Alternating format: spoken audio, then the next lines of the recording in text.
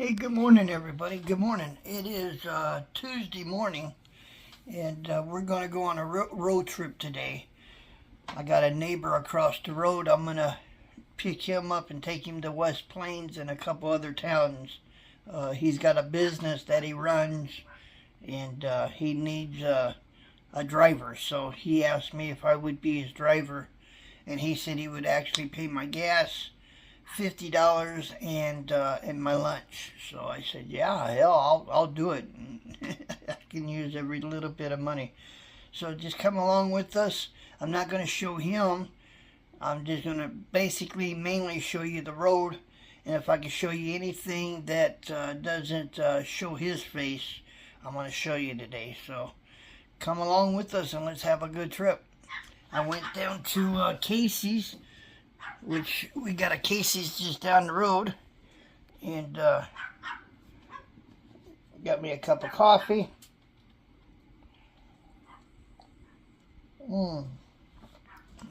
Good coffee. But we're gonna leave about 8 o'clock. So anyway, come along and let's have a good day today. Later. All right, we're gonna go pick up our neighbor. It's 3 minutes.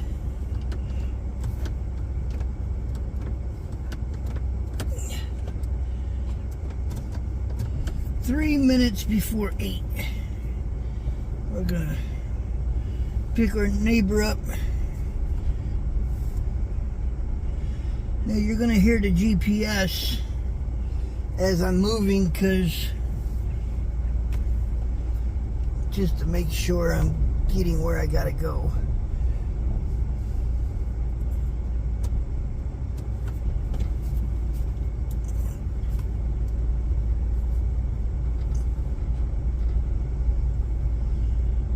He told me to pull through here.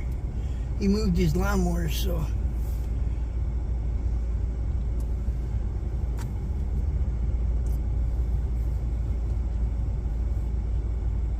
Okay.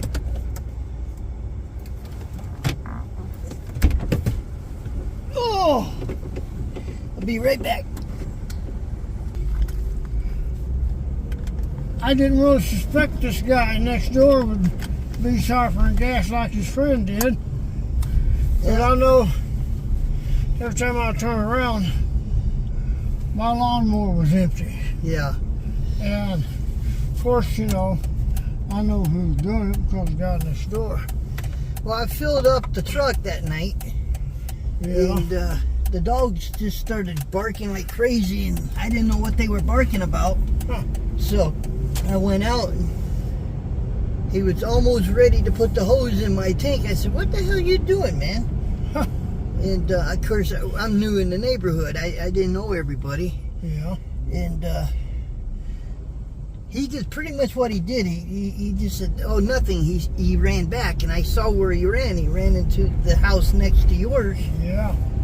And I told him, if I ever catch you over here again, I didn't say I was going to call the police. I just said I'm going to take my baseball bat and see if I can make a home run.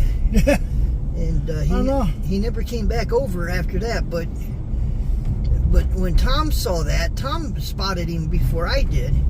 Oh, wow. And Tom said, I ain't going to fill up the vehicle neither, because you don't want to give everybody else gas for their vehicles using yours, you know. Yeah.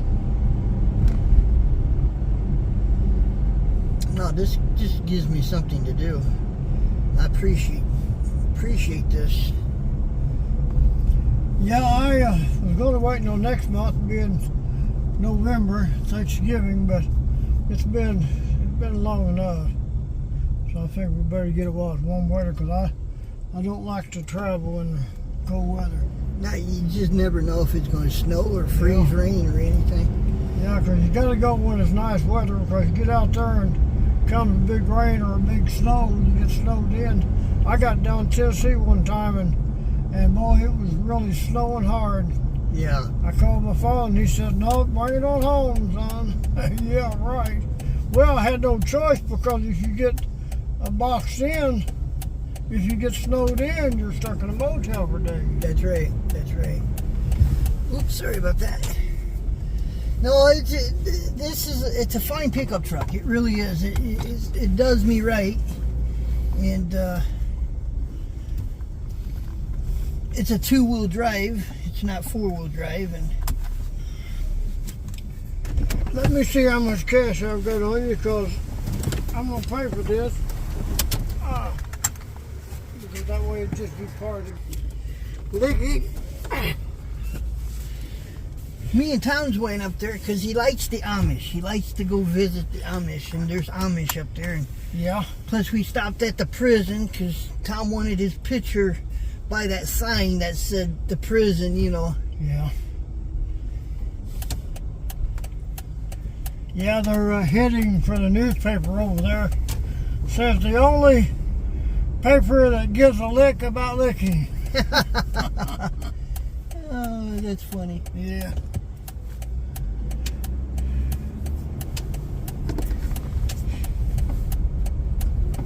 Of course, this time of year you got to watch out for deer. Oh, I know it. You're right. Yeah, because the winter coming on, they're going to be running the roads. But nice thing about daylight, they really like to kind of hide if the sun is up, right? But it's at night. Yeah. I know I've gotten more deer with the semi because I did a lot of night traveling. Yeah. Well, you know, I went deer hunting with my brother years ago, and he taught me something, or I should say I learned something that I've never forgotten. And that is when we got out into the woods and he didn't want to stop the truck. He wanted to slow it down enough to where he could get out of the pickup while the pickup was still rolling, and I scoot over to the driver's side so it wouldn't distract the deer. The deer would see us going on by. I got to thinking about that. My sister Carolyn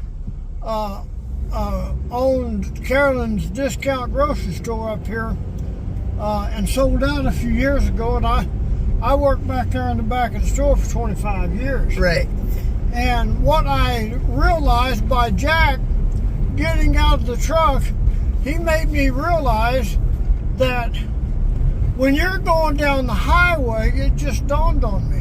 When you're going down the highway, and if you tap a horn every so often, that alerts the deer. Yeah. And they'll watch for you, especially if you got a loud, noisy truck. Yeah. He hears that horn, then he's going to pick up on the sound of that muffler coming toward him, and he's likely not going to run out in front of him. He's going to wait. I do the same thing. When I drove truck, I had the Jake brake. You know, that loud. Yeah, tap the horn every once in a while, and that avoids an accident. Yeah. Yeah. Yeah, because I drove an 18-wheeler down in Texas for about a year. Jimmy Carter, of course, back in those days, 1980. Yeah. Jimmy Carter put us on foreign oil because I was driving the last transport for Halliburton under Dick Cheney. Right. And when Carter put us on foreign oil, there wasn't my job. Yeah. I ended up coming back to Salem, and then I was here for 5 years and went to Illinois for about 10 years, and come back and worked for Carolyn for 24 years, 25. 28 years altogether for me from the time I started to now, and I couldn't quite pass my physical, so I'm kind of retired. And which sucks because there's nothing else I know what to do. I mean, I can work in a factory or something, but well, you know, I sat on my ass for 28 years. My feet, my legs aren't used to being standing up for 8 hours a day.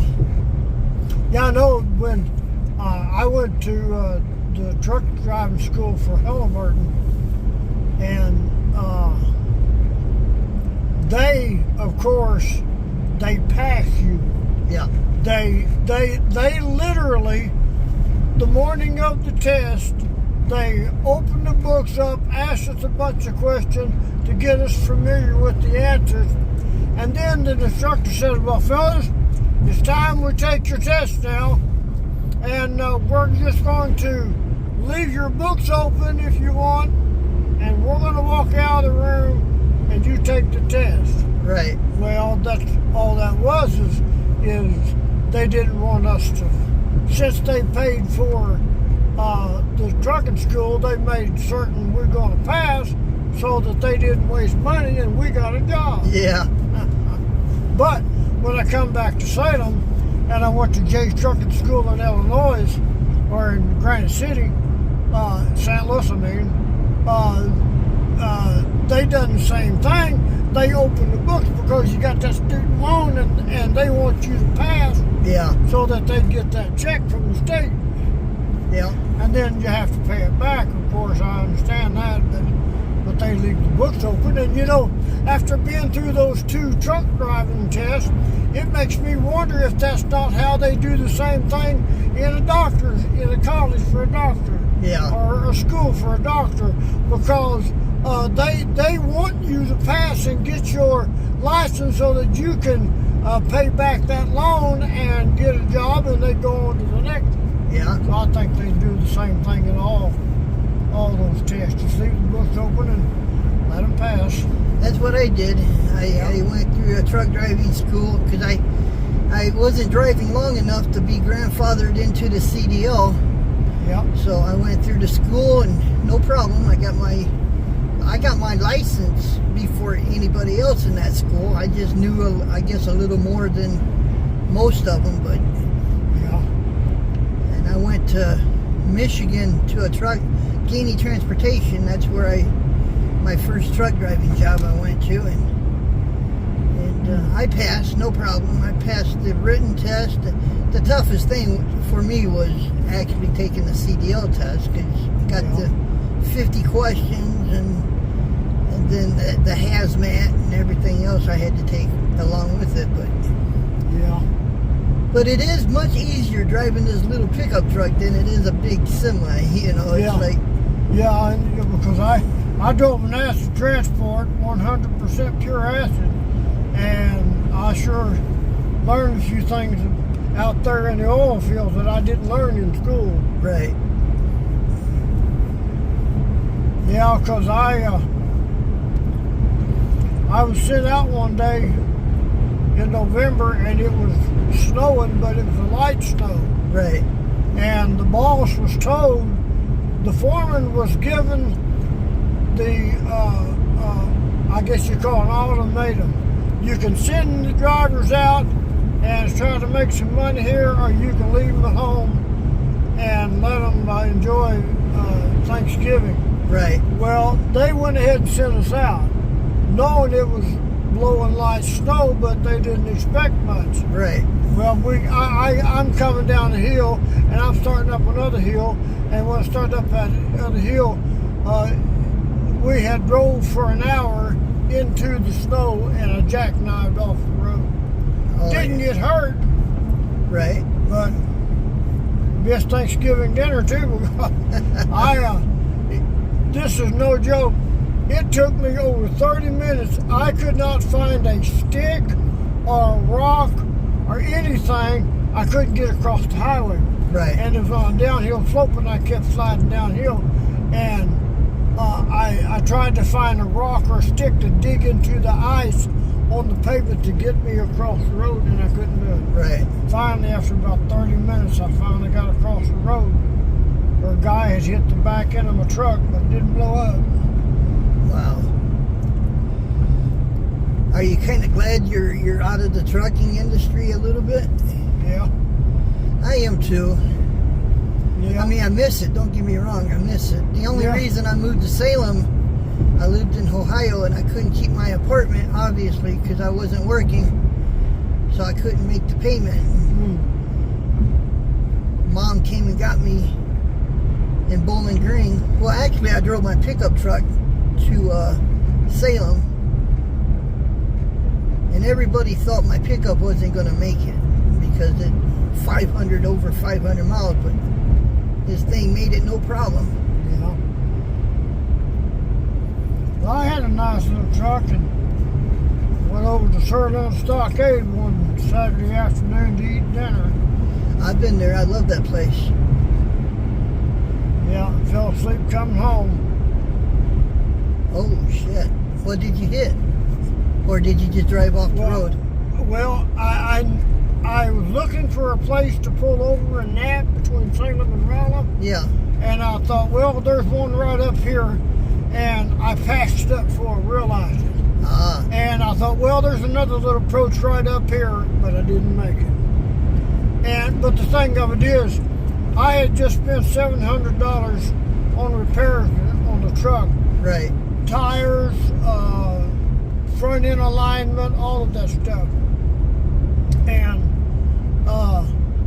when I closed my eyes for a split second, and when I opened my eyes, the pickup was still on pavement.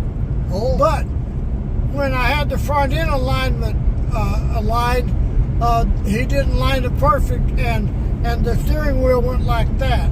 Oh, okay. And that was enough to throw me off into a mailbox. Yeah.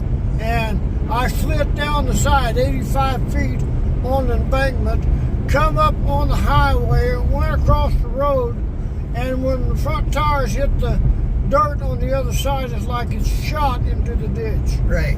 And I hit a boulder. I hit a... Oh, shit. What I done is I hit a rock that tree roots had wrapped itself around a boulder. Okay. And that's what stopped me, and I didn't get hurt. That's good. But totaled my truck. Though the insurance, they sent me a check, and I got a car, and the motor went out of it 30 days later. Wow. Got another car, motor went out of it, and so I'm stuck without a vehicle now. Well, I bought this from Tom. Yeah. Tom and Mom was moving to Missouri. Yeah. Tom didn't want to take this with him, and I wanted to stay in Bowling Green, so I ended up buying this from Tom. This is the best money I've ever spent altogether because it's really reliable. It's in good shape. There ain't nothing really wrong with it. It doesn't burn oil or leak oil. And when I got this from Tom, it had brand new tires on it and everything. I mean, the only thing wrong with it is I do have rust on the bed back there, but eventually I like to get a new bed and take this one off and just replace it, you know what I mean? But I've been to Rolla, 3-4 different times. I went to Jeff City with this, and I drove it from Ohio to Missouri, so it's a good ride. And I'm not like most people. I actually do have a jack and a spare tire and everything, so if we have a flat, I don't have to just park it on the side of the road and try to wonder how I'm going to fix it. I'm going to... Yeah, I know, because my wife, she's got a little old white PT Cruiser, and I had one just like it. She's got a white one. I had a red one. I had a convertible And PT Cruiser. Yeah. Yeah, so what happened to mine has happened to her. In other words, we got out on the road down there at Poplar Bluff one time, and the front end on the driver's side, I forgot what they call it, but it went out. Right. Can't think of what they call it, but it went out and cost me $100 to fix it. Well, the same thing happened to her car a little while later. Right. And then my red Cruiser tore up again, and the same thing happened to her car again. Oh, okay. And that told me there that these Cruisers are much the same thing. Yeah. If one tears up, they're all going to tear up sooner or later. Well, she didn't have. I wouldn't go on the road with her because she didn't have a spare. Right. So finally, I got her a spare. Well, I got a jack. I got one. It's underneath the pickup. That's where the tire, but it's been underneath there for a long time. So the only thing I'm hoping is if I do have a flat, I can get it down. Oh yeah, there ain't no problem. Get down. Yeah. Yeah, I finally got her a tire and spare because she goes to Illinois. That's where she's from. We lived in Illinois when we got married. I was working driving to and from Illinois to take care of Carolyn's store. Right. And finally we moved to Salem, and she's going up and to and from so much that I finally just got her a tire and a jack, because she gets out there by herself, stuck without a spare. Right. Oh man, that could be a miserable circumstance in freezing cold. It can be, and it's like, to me, it's the silliest thing. Yeah. I mean, that's the easiest breakdown to have is a flat tire, but you can't change it. Yep. You know, now in the trucking industry, if I had a flat, I called the company, and the company would call service. Yeah. They would come out and change it, but oh gee. I love this old pickup truck. And I'm not a hot rodder with it. Some people just like to do 70, 80 mile an hour. I don't like to. Yeah, I don't either. This is the only decent ride I've got, and I don't want to hurt it. You know what I'm saying? Yeah. Yeah, one thing I've learned in trucking school, like down in Texas, they made a point about fuel mileage in truck school down there, and then when I got to St. Louis, Jay's trucking school, they made the same point. Yeah. That a lot of times the guy will come up behind an 18-wheeler and he'll step on the gas to get around you, and you'll be going down the road 30 minutes later and he'll be pulled over getting gas while you're floating on by. Yeah. And because people don't realize when you step on the gas and you're just wasting gas is what you're doing. Yeah, you are. You burn it faster. Especially when diesel was hitting $4 a gallon. You know, our company was. You go to a truck stop, a ton of trucks, they like to idle. Yep. Especially if it's cold or if it's hot. But that's because they don't have an APU on there, so they idle. And what they say, it's $1 for every hour that you spend idling. That's how much fuel you use. Yeah. So it takes about 10 gallons, 15 gallons just to sit there and idle when you're, and that's a waste. Yeah. But no, I think it's only 55 through here, because I only saw a speed limit sign twice. Yeah, it's 55. So I'm not really going over that. But that big truck behind me, he's pissed off because he got real close to me a couple times. But I just don't let traffic push. Well, there's straight stretches through here he can get around if he wants to. Yeah. But it's always best to be safe than sorry. Because you can go around a curve and next thing you know, there's a highway patrol, or worse, he's got somebody pulled over and there's no shoulder, you know. So I don't want no surprises when I go around a curve, you know. No, I want to be able to stop or slow down. Yeah. And it's what, Tuesday, so we got school buses out here now. So I don't know if the buses are running at this hour, but I don't want to go around a curve and see a school bus stopped. Yeah.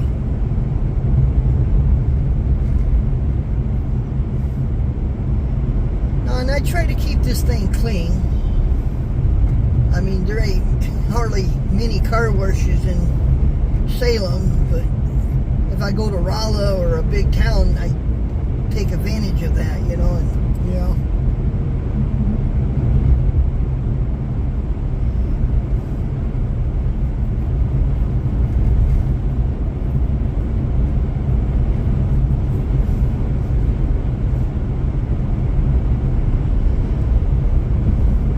So how long you been doing this kind of?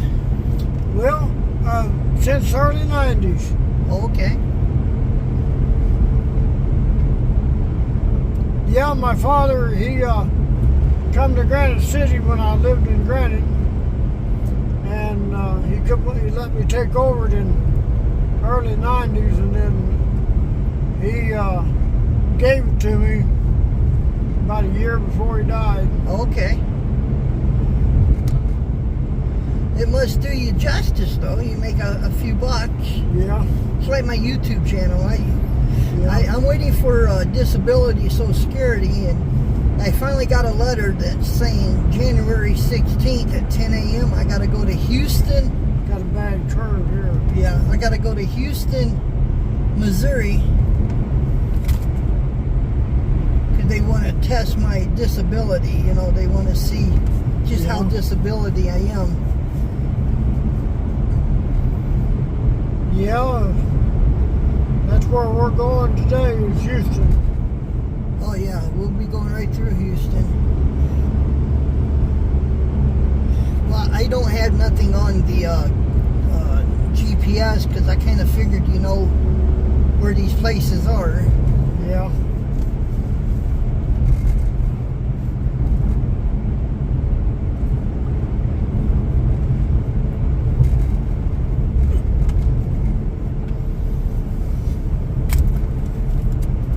Yeah, I went to Casey's this morning and got a cup of coffee. Boy, that was a good cup of coffee. I had that drunk Yeah, real quick. they got pretty good coffee.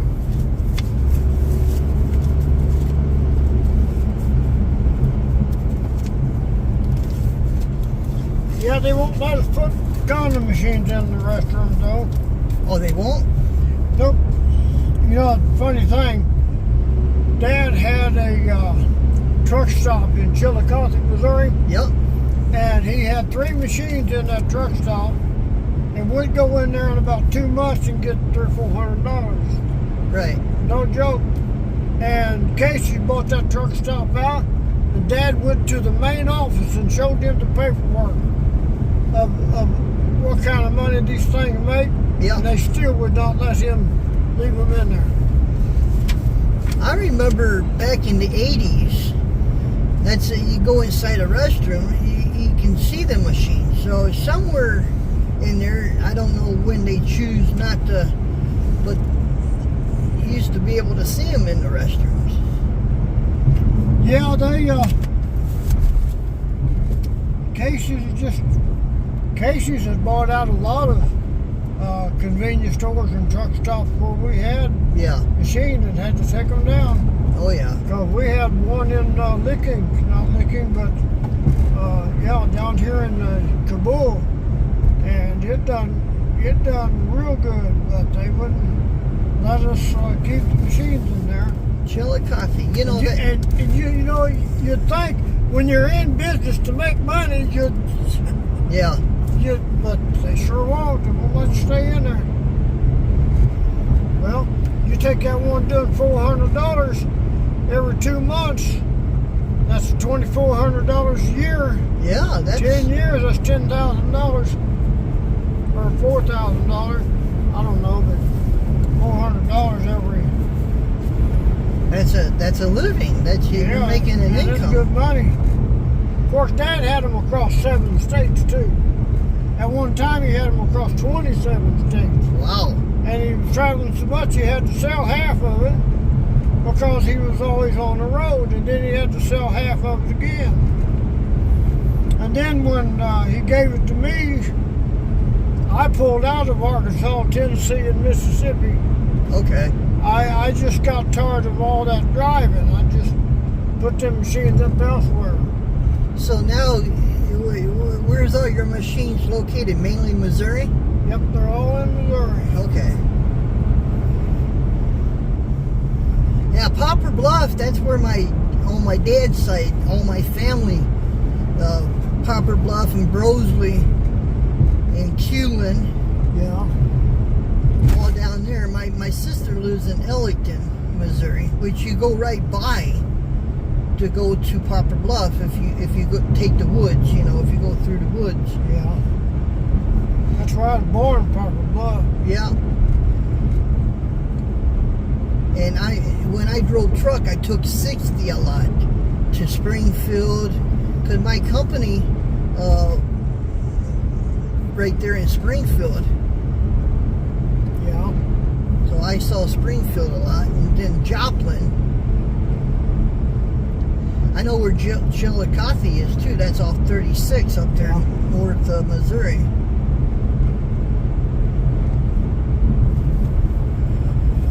Well, knocking on wood, 28 years of driving truck, no accidents. No accidents driving a four-wheeler. Yeah. Yeah, I've only had one accident in my life, and that was when I fell asleep and I was still on the pavement, but when he lined the front end of that pickup, he didn't get it perfectly straight, because when I opened my eyes, I was still on that pavement. Yeah. But like I said, it was out of line just enough for the steering wheel to turn, just enough, hitting me off into the ditch. Yep. Well, I wouldn't have, if it'd been lined up, I wouldn't have crashed. Right. And I just got the trip paid for. Oh, gee. Yeah, of all things. Well, at least they paid you, at least the insurance paid you for your truck, so hopefully you got enough money that it made you a little comfortable, you know? Yeah. Yeah, well, I got enough business to where I live pretty comfortable. I don't have to worry about food or bills or nothing like that. Well, I kind of like the way you live. I mean, I'm retired now, and I'm trying to figure out how to do this. I see you over there cutting wood. See, you're giving me ideas, stuff I could probably do. You know, just... Yeah, because I'll tell you what, the stove, the wood stove in the living room last year, the roof leaked a few years ago, and it caved in my floor. Oh. Because my floor to cave in. Right. And that caused the stove to warp and bend, and it smoked then after that. Right. And finally, 2 or 3 months ago, the landlord come over and put me in a new floor and a new stove. And now I can actually stay warm. Yeah, I saw you. The smoke. I saw you had somebody over there helping you. Now let me know where to go. We're in Lincoln. You'll come to a stop sign up there and go straight through it. Okay.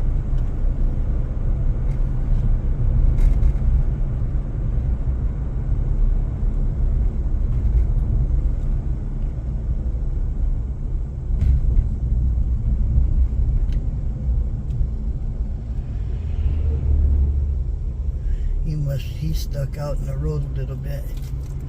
Yeah, he don't look like there's a driver sitting there. No, he's in a dock. Yeah, he's in the dock. Yep.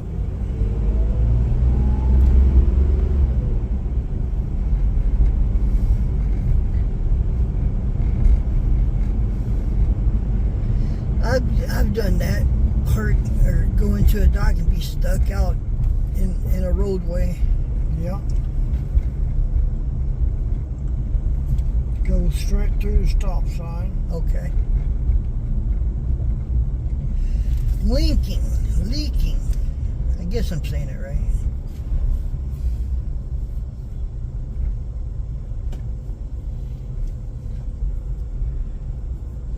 Yeah, see, we didn't hardly burn any of that $10 coming here, so. Yeah, we'll put some more gas in the per station. We'll service the machine and then we'll put gas up. Yeah.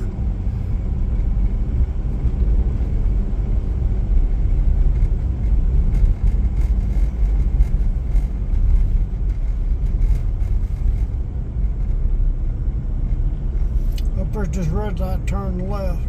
Okay.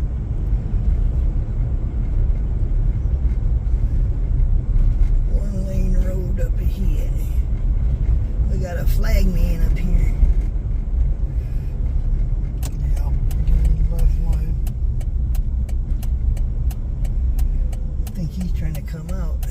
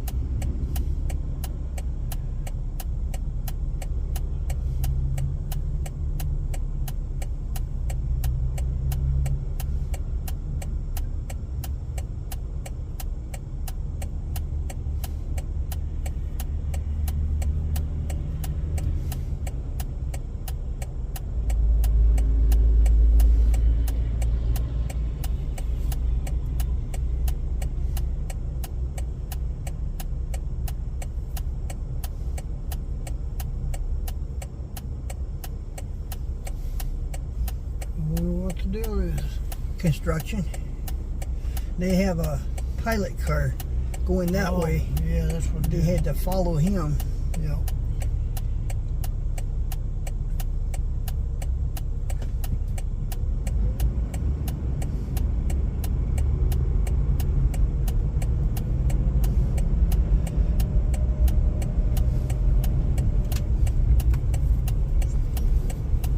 Turn left, turn right up here into this shell. Okay. If we can.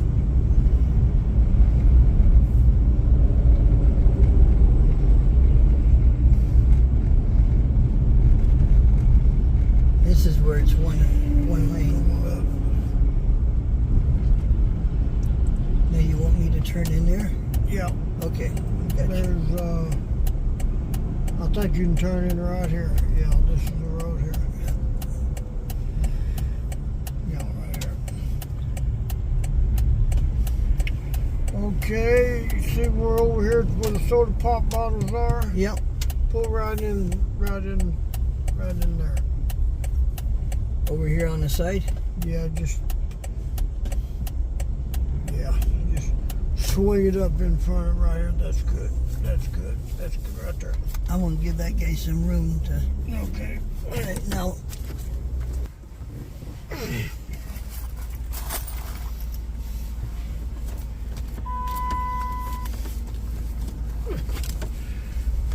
I'll go around that truck.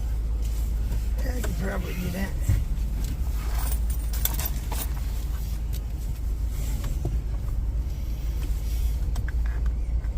Yeah, that works. Yeah, it's clear through here. Now you said straight south? Yep, straight south. Which way south? That way? Yep. Okay. Yeah. We'll make sure I'm going the right direction. Yep, make sure we're going the right direction.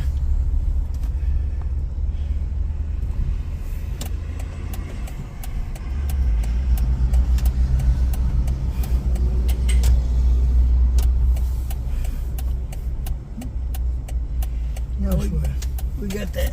Yeah. Oh, good. We don't have to go through that construction again. Yeah. Okay. No, you're a professional. What you do. I was watching you there, and so was everybody else that was coming in. Yeah, you never know when some clown come in there might want to hit you with a gun.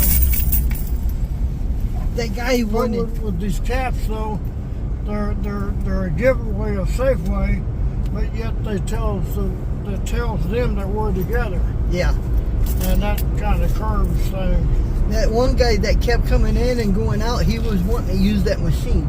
Well, it was. Yeah. Well, So he can use it all he wants to now. yeah, he was just waiting for you to get done. Yeah. Oh, shit. No, this is kind of fun, you know. Yeah. You definitely, yeah, I like what you do there. Eh?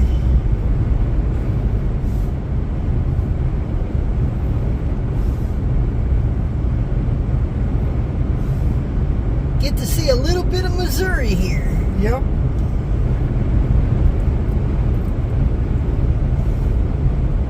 No, we didn't hardly burn anything coming here. The only reason why my truck uses a little bit of fuel, I don't have a cap Yeah. covering my bed.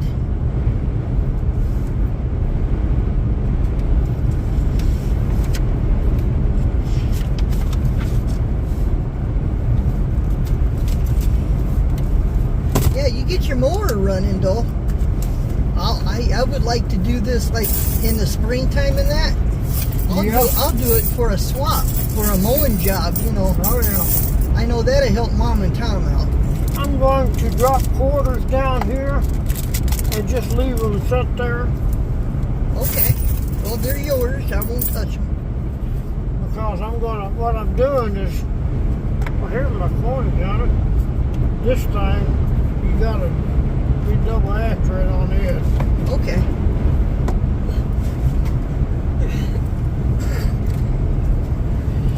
Yeah, what? because when I first took over this company, I had 21 cloth money bags. Oh. And I hired my best friend. And within a few months, every one of those bags come up missing. Oh no, he didn't take them, did he? Yeah. That's not good. I'm not a thief in no way, shape, or form. I wouldn't steal nothing from nobody. And then, not only did the coin bags, cloth coin bags come up missing, I had 8 or 10 of these that I bought at the office supply, Right? and they're $5 a piece, and all of them come up missing. Wow. One day he looked at me and asked me how much them things cost, Yeah. and I said $5, and that was the last one that I had, and it come up missing. Wow. And I finally realized, I started talking to the Lord about this, and I told the Lord that I can't prove that he's doing this, but Lord, you can prove it to me Yeah. in your own way. And we went out on a route, and we had a machine that had a sack of quarters in it, and I looked out the door, and he was doing this number to the back of his pickup, Oh boy. getting handfuls of quarters. That was the Lord proving to me. Yeah. So the next time when we got ready to go out, I just told him there's not enough out there for me anymore. Yeah. I didn't fire him, I didn't offend him, I didn't even let him know that I knew it. Just get rid of him. Well, you know, $100 a day and he gonna do that? That's crazy. I can't stand I can't stand a thief. There's a lot of things you can be in this world, but not a thief. Yeah, that's right. I mean, there's times when Tom leaves his checkbook out, just leaves it on the table, and there's times when Mom has and I would never steal from them, you know? Yeah, I was raised around this, and there's good money in it, but you're right. I hold back enough expenses, enough to pay with my gas, my meal, and for 2 people, and my help, and I split the rest with the business. There you go. You probably give a little bit to the church, too. Yeah. I do. Okay, so this quarter here, Uh-huh. that shows me that I've got $10 in this. Oh. And there's 10 in that bag now. Oh. And if I've got 5 quarters down there, that means I got 50 in here. Yeah. And when we put gas in the truck, I'll take 10 out of here, and then I'll take a quarter out of there, subtract it. That's how I keep track. There you go. So what's our next town? Houston? Or what? Yep, 10 miles down the road and 6 miles from Linkin. It's another Shell station. The same guy owns it. Oh. My father passed that store up back there for 30-something years. And when he gave it to me, I walked into the office. I found the office to the guy and walked in and talked to him. He said, yeah, I guess we could always use a little extra change around here. And he let me put both machines up. My father could have done the same thing, but he passed it up. Right. But anyway, that's all part of life. My father went through a couple $1 million. But then he got involved with the Masonic Lodge, left the priesthood. He was a preacher, and he left the preacher and become a Masonic Lodge master. Right. And that's not good. But he got his heart right with God before he died.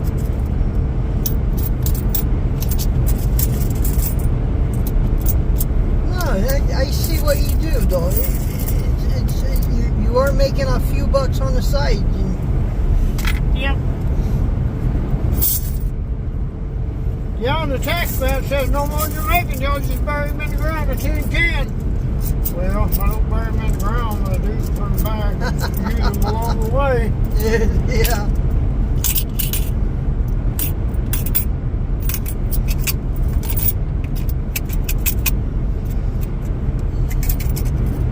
Well, this is kind of fun.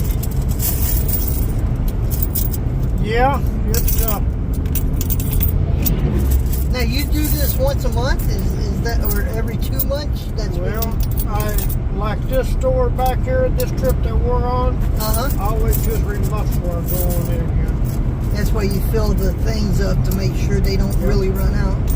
Yep, they won't run out before I get back. And my next trip is like down at Poplar Bluff. Right.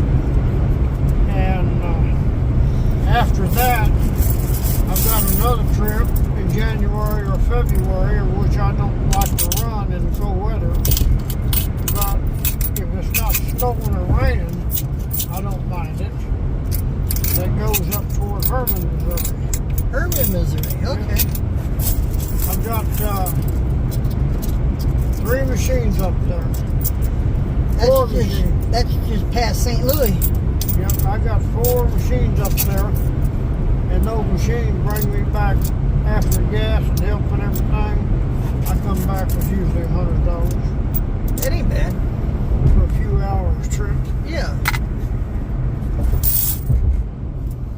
That ain't bad.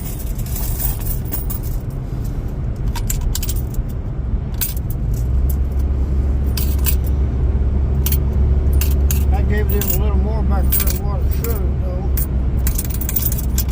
Because that machine, it didn't do as well as I expected it, because it's been several months for that one. So they make money on your machine too? Yeah, I give them part of the commission. Oh. Part of the profit. And I keep see. the rest. I see.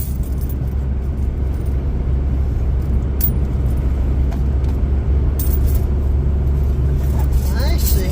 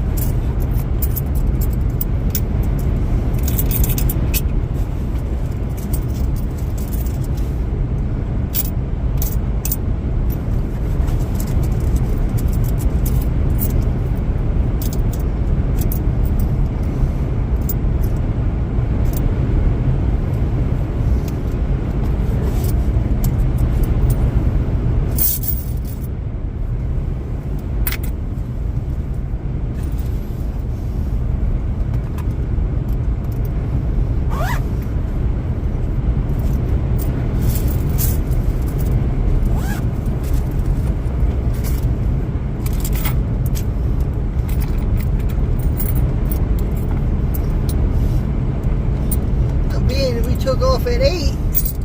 Should be back a little early. Yeah, we'll probably get in town probably about 4 o'clock. That'll work. If we don't have any trouble. Well, shouldn't have any. Knocking on wood, you know. Well, I got $70 there in profit. Got your pay anyhow. Appreciate that. Yeah, got your pay ready. I really do appreciate that. Yep. Yeah, I had a friend of mine across town trying to do something for you. I want this underneath the mat so people can't see it.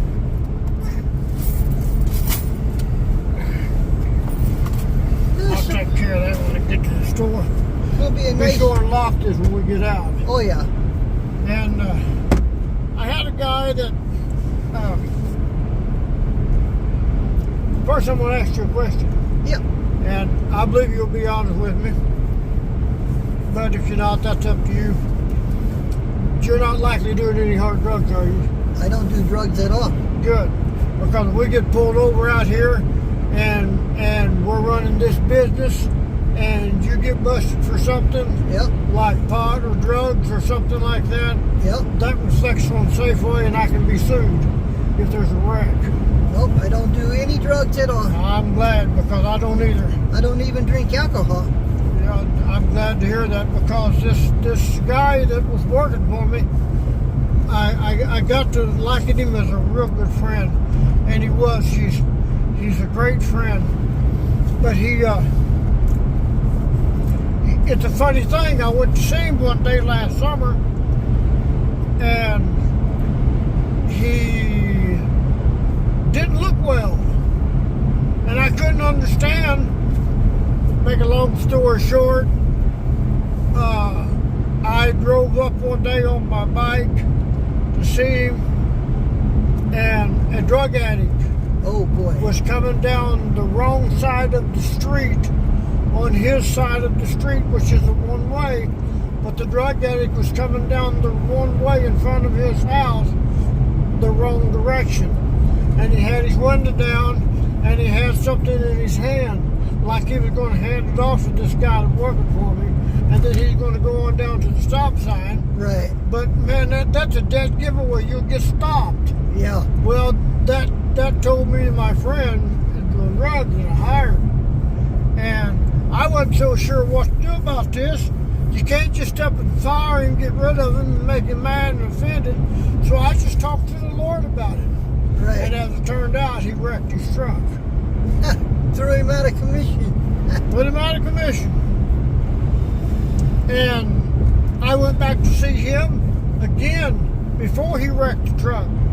And I could tell this guy's on something, because the drug addict was coming down the wrong side of the street, something in his hand, rolling down the window, going to hand it to him. But when I showed up, oh, hi, Brother Darrell.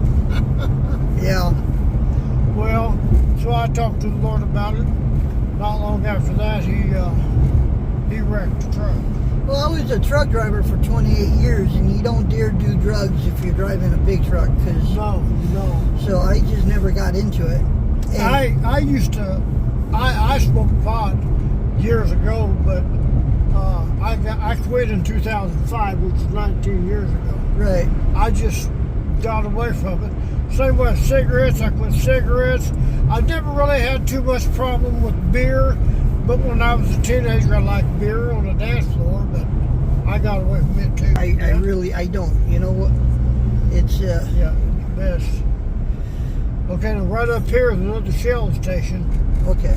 We're going to get in the right-hand lane to make a right-hand turn. You'll see a light. Okay. Up here, a red light. This is perfect, because if you got to use the restroom, use before you leave. Yeah. Well, see, now this is a unisex, so you can use the restroom next to it while I'm doing business in the other restroom. Well, I had a cup of coffee before I left the house. Maybe I shouldn't have did that, right? 'Cause Yeah. I kind of started to feel it when I got to that Shell. Yeah.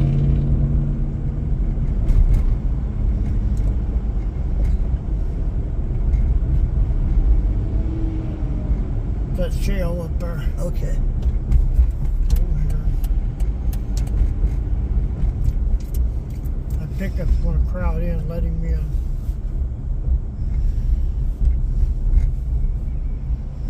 Okay, now you see up there between that red car up yonder and that black pickup? Yeah.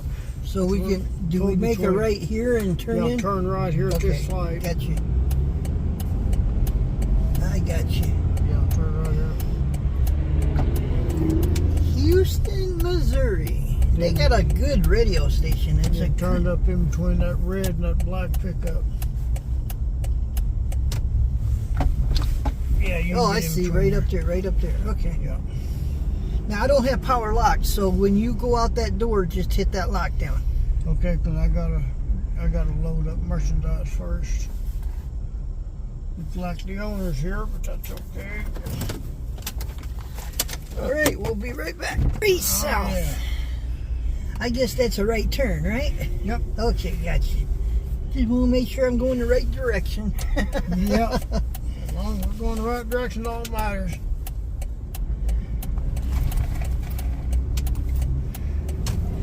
Straight south.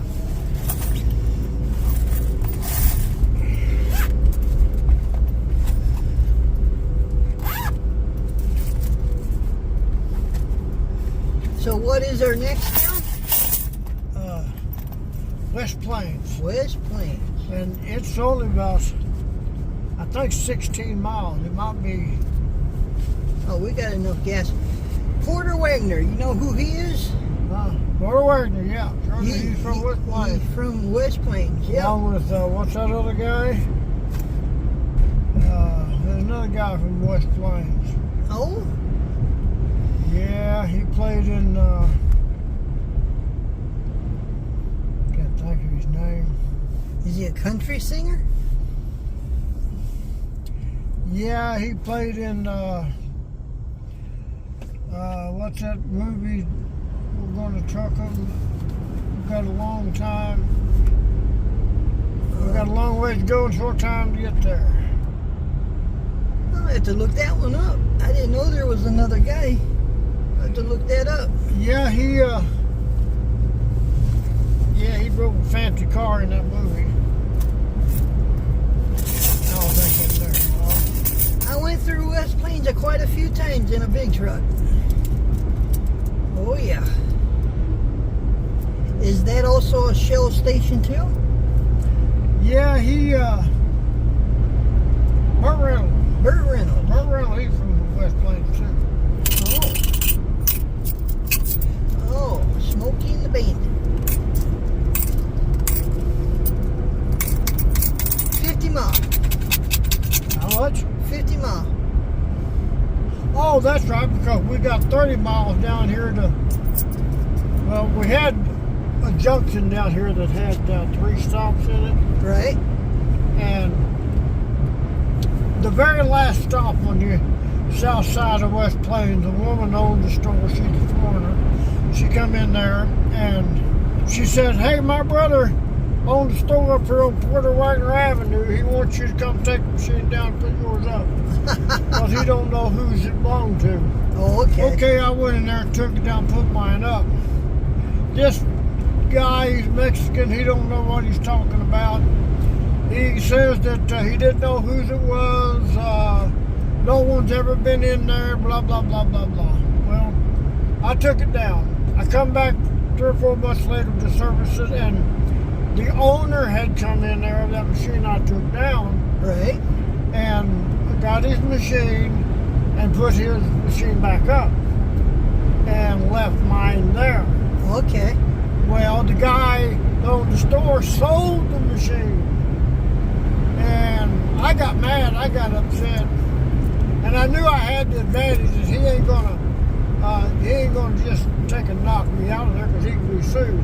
Right. If he starts a fight. So I told him, "Man, don't you realize you're messing with business property that you just sold? That's a federal offense." Boy, I can talk about. Yeah. Yeah. And I scared the boots off of him now. Well, finally, after I'd had my little fun with him, I said, "Well, I guess all is well. Let bygones be bygones, and I won't sue you, but you have a good day." Wow. Shook him up big time. Well, so the man left his phone number at another stop down here. And he took my machine down and put his up. And he left the phone number, and I called him at 11 o'clock on Saturday night, and I told the route man, I said, he left this morning on his note, said, "You owe me some money, you got my money out of that machine. You got my machine, blah, blah, blah," but I didn't. The owner got his money. The owner got his machine. So I told the route man, I said, when I get home tonight, I'm going to call this guy, and I'm going to make a friend out of him and sit with him. Right. Because his attitude about me owes him money, I'd rather make a friend than get a lot of further. Yeah. So I called him, I made a friend out of him. And come to find out, he had took 3 of my machines down, but 2 of them didn't do hardly anything, so I don't care. Right. Okay, now me and him got talking on the phone. I said, "Yeah, years ago, my father, he called 6 other vendors together because everybody was stopping each other's vendors up. Everybody was stopping the machines up. They was gluing them, putting super glue in the knobs and putting formers glued together in the knobs. You don't make money." My father, he's the one who got that started. Right. Because he started doing it to people. And it got so bad, it was hurting everybody. So he got all of these vendors, and my dad was number 7. He got all these vendors together and going to meet them at a steakhouse in St. Louis on Saturday night at 6 o'clock. And none of them know what's going on. They just think they're going to meet my dad, James Emery, of Safeway Vending, and we're going to talk about something. Right. Well, then they walked in, another walked in, and they began to wonder what's going on here. We're all vendors. And told the guy on the phone, I said, yeah, he got these guys together. The guy on the phone spoke and said, yeah, my father was number 6. So me and him hit it off real good. Right. He still didn't give me my stops back, but at least I made a friend out of it. Who was Right. the enemy. So, and he's up in Kansas. Well, I'm kind of glad that we're friends, Daryl. I seen you across the road doing things. I always wanted to go over and introduce myself, but I wasn't sure if I didn't want to. That's the way I am. I wanted to come over there and introduce myself too. I get to know you because I know you got this truck, and I'm in need of a service man. Well, you got me anytime you want, buddy. I mean it. I mean it. And like I said, maybe in the spring, because right now I think mowing is over with until winter is over.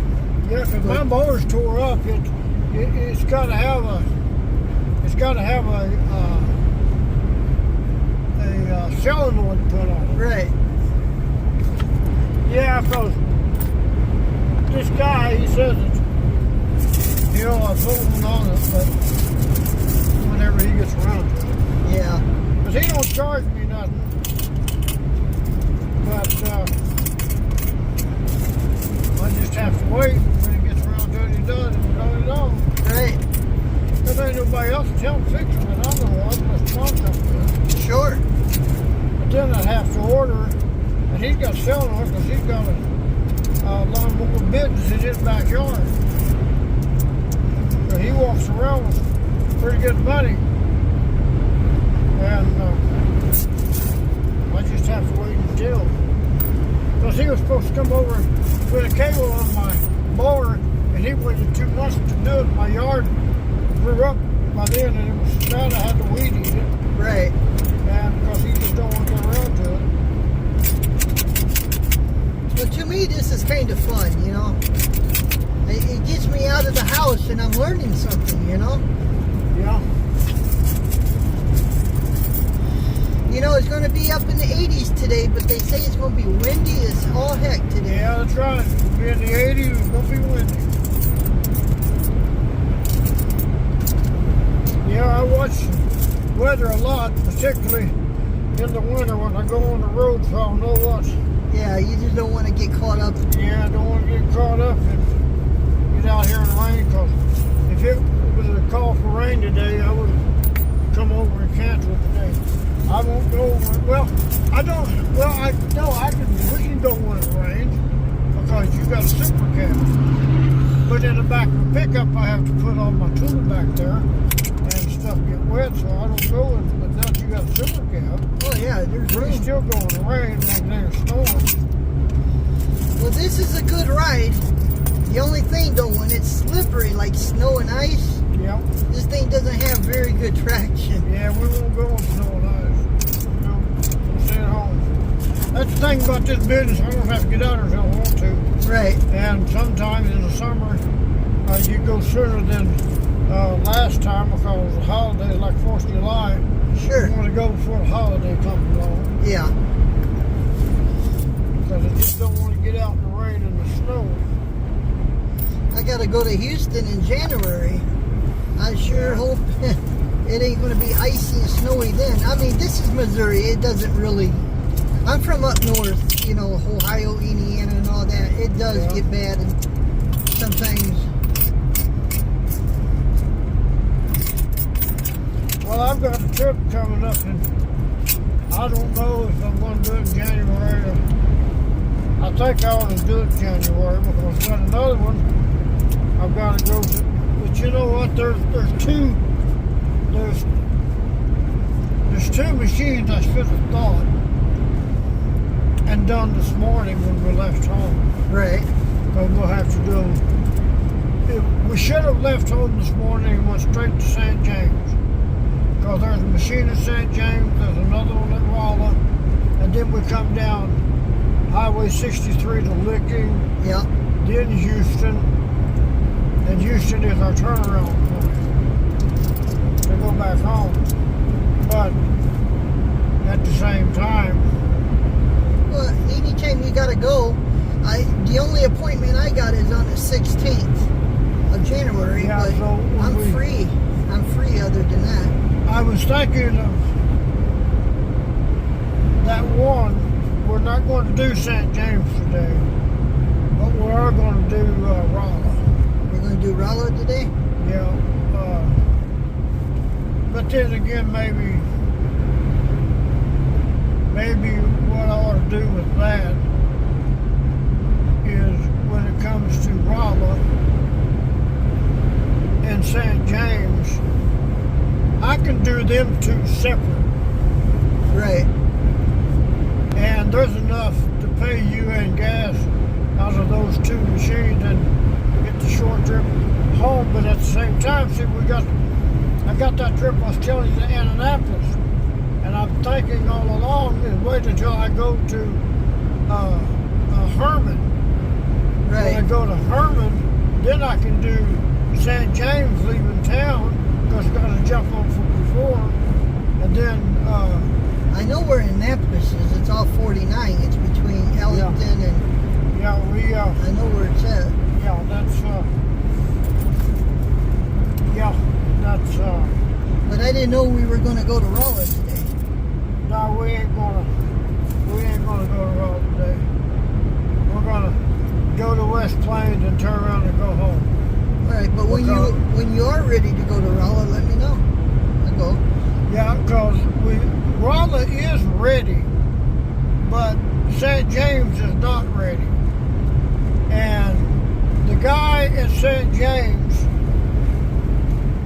is trying to pull one over me. Oh? Well, I go in there and I give him 50% square across the table. When he goes in with me, I do. Right. Because I've never explained to him that it does cost me gas, I have to pay my help, I have to have money for dinner, and I need profit myself. Yeah, you do. So I've got to put some back, but I've never pointed that out to him. And this is not one that Dad put up. This is one that I put up. Oh. Which the last two I also put up. And Dad didn't have. But the point is, he goes in with it because he wants to make certain that I'm giving him 50%. Right. Okay, so I thought, well, I'm going to stay square with him because I'd rather have a friend than an enemy, because an enemy will get mad and make you take it down. That's true. Okay, so I went in there one day thinking I will go in there at 1:30 because his wife comes on duty at 2. That means he will be there and he can go in with me. Right. That way we'll be square because I'd rather get a little bit than none at all. Right. So, okay, I walk in, I said, hey man, I see your wife's here, can you come in with me and we'll service this machine? He said, yeah, let's go. Okay, he gets back there to the bathroom and he doesn't come in the restroom. He stands outside. Right. Okay, I guess he washes the cash register with his wife, but when I unlocked the machine and I opened the door for him to come in, he was sitting there on his phone. He had hooked up one of these to the machine where he could see if I got into the machine or not. Right. Okay, but he doesn't know that I know that's what he's doing on his phone, is checking me out. But I was honest about it. I didn't take the cover down and get money out of it. I just unlocked it, left that one little lock on so it wouldn't fall, and opened the door and said, come on in. Well, now, when he come in and we went out there and counted the money, he got almost exactly the same thing as he got the last time, which is $27. There was $56 in that machine, and I gave him $27, and the last time it was $60 in that machine, and I gave him $30. So him watching me in my bag, he's getting a square deal. He just don't realize it. Right. But anyway, because we got another one down here at West Plains. It's the last one leaving town that the woman goes in with me. And this machine, it's been 8 months since I've done this machine. Oh. And it's been 6 months since I've done the one that we're about to come up on here in West Plain. Because one I do every trip, and I skip the one for town because they don't do much. But you leave it up long enough and it'll do something. Oh, yeah. So I left it up a little longer, but she goes in with me too to make sure she gets her half. Right. So what I do is you go around the curve here and just keep going. Yep. So what I do is I take $50 in the store with me, and I don't pay them 50%. Right. I give them, like, a box of merchandise is $54 when it goes through the machine. I've got $54 there. The merchandise costs me 10, so I make 44 profit. Right. So I give them 20 and I take the 24, and that gives me $24 in profit. Uh-huh. Each box. Okay, but this guy don't go in with me. And since he don't go in with me, I just write it off as 2.5 boxes, which would be $50 and 48, and then another half a box. So I just fill the bag with $50 in quarters and give him $50, and I'll take over 100. Right. That pays my help, my merchandise, my fuel, and get me spending money. Because, you know, when Dad set it up at 50%, well, his motto was, that's because I can afford it because I got them all over the United States, and which was true. Right. But when you come down to one state, then you really need to explain that to them. Go off to the right. Yeah. And so that they will understand, but then if you're not careful, you'll give them ideas and they'll put up their own machine. Sure. Stay around with the curve to the left. Yeah. And so I just leave it alone, and I just do according to business like we've been doing, and hope it works out. Because as long as he don't come in there with me, then I don't worry about it. And if he does, I just count him out what I'm supposed to. All you can do. It don't look like that one guy said when he came in, he said, I didn't think that people still use the machines, but Yeah, they do. they do.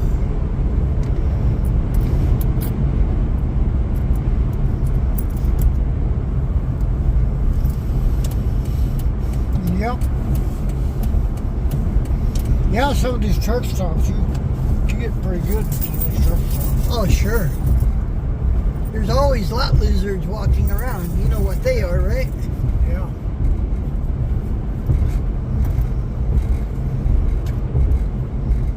Yeah, when I pulled out of Arkansas, Tennessee, and Mississippi, because I got where I couldn't stand all that driving. Yeah, there isn't quite a bit of driving from here. Man. And after 30 years, I told the wife that when Dad gets me this thing, I'll pull out his stay time. I cannot handle all this driving like this. So I did. I pulled out, but mainly pulled out because there's some tax laws down in those states that if I don't stay up and up, well, I called Arkansas and they said, you take 1/4 out there, you go to jail, mister. Oh, really? Whoa, man, she was harsh too. Take 1/4 out of the machine, lift it up without getting it legal, and transferred to your name from the inheritance, and you'll go to jail, mister. Oh, yeah? Okay, take care of that. I wouldn't got my machine.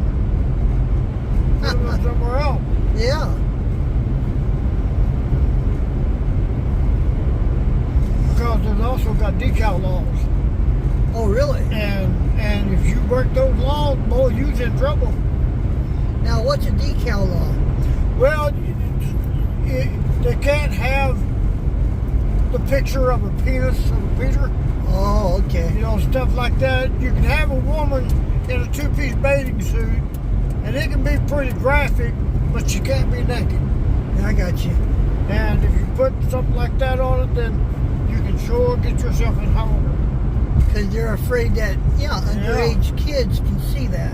Yeah, kids see that. But I remember with Dad, every time we went out, every 6 weeks, and before we got from St. Louis to Poplar Bluff, it took us all day to get from St. Louis, South St. Louis at that, to Poplar Bluff. And by the time we got to Poplar Bluff, we had to get a motel, and we had $600 in the truck. Oh, yeah. All day driving and servicing, $600. And we done that for 3 days. We brought back $2,000, $2,500 a long time. I believe that. Well, that's where I can understand when we exit the truck, you got stuff in here, so we lock the doors. Yeah, to lock it, because I can tell you about a few incidents, but they're old stories by now. But I'll tell you one where I went into a convenience store down in Arkansas, and it was December, the week of Christmas. I don't know what day it was, the 25th of Christmas. But it was the week of Christmas, because we always service right before Christmas. And sometime after, but make a long story short, I pulled in there, went inside, greeted the people, went back there, serviced the calendar machine, and I was not in that, I wasn't in that building 15 minutes, I bet. I bet. It was that quick. And by the time I got back to the car that I parked next to, it had a whole bunch of Christmas presents in the back seat. Right. Wrapped. By the time I got back to the car, whether it was 15 or 20 minutes, I don't know, but all the presents had been stolen. Wow. And I'm sitting there with like almost $2,000 in quarters under the seat. And they didn't know it. That's because you have no advertisement. Like That's right. There's no advertisement on my truck what we are doing. So yeah, because it's the same thing. We come in off the road in St. Louis. We went to pick up my stepmother, and she was working at a welding company. And we come out and got in the car, and somebody broke into Dad's wagon and stole the CB, and $2,000 rolled up in quarters under the seat. Wow. They didn't know it. And then we had 4 machines in that place. They were belly up right there. Well, we're coming up on a weigh station, but I don't have to go in. I'm not driving a big truck. Yeah. Yeah, there's one thing about this little truck, you just cruise on by. That's right. I like that. They may not even be open, but they might be, because it's Missouri. Yeah, I know, because when I was out on the road, that's the first thing you look for, to see if the sign says open and closed. Yep. They're open over there. Yep. And generally, if they're open on one side, they're not on both. But there is somebody. But there is somebody home. Looky there. Yep. There's a four-wheeler in there. So they're there. But I didn't see the open sign. Yeah, they're watching it anyway.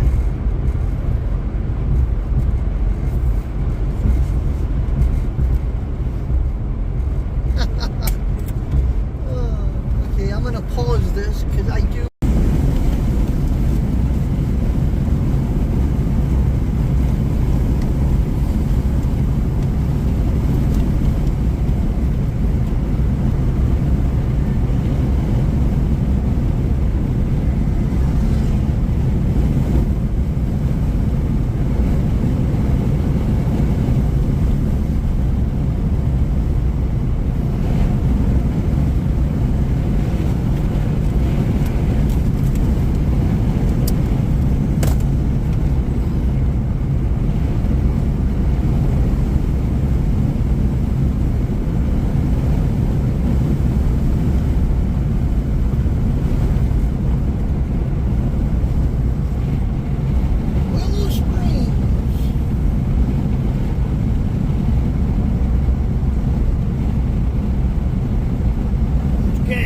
Look like. Oh yeah. I think we'll make it. What we'll do, see, we're going to do West Plains. When we get done with West Plains, we'll come back this way 15 miles and eat dinner and get gas. Okay. Well, I got a little bit of money on me too, so if I gotta put a little bit it in. Don't be offended. I just... Well, I don't want you to, because I'm going to pay for your fuel. I appreciate that. I always make sure the gas tank is where it was when we get back to town. Okay.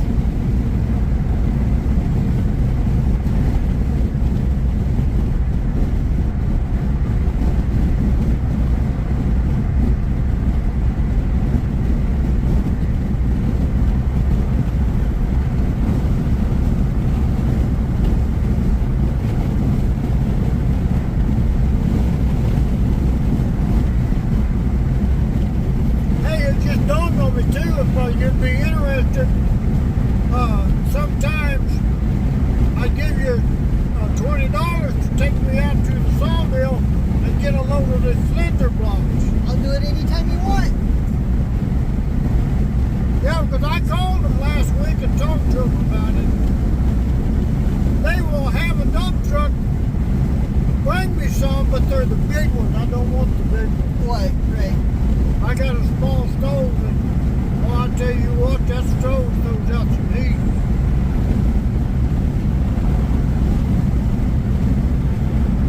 And I tell you what, I'll even pay you for it.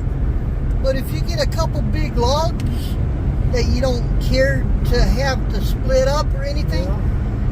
I wouldn't mind throwing them in the back of my bed if the snow starts falling, because that keeps me from sliding. You know what I'm saying?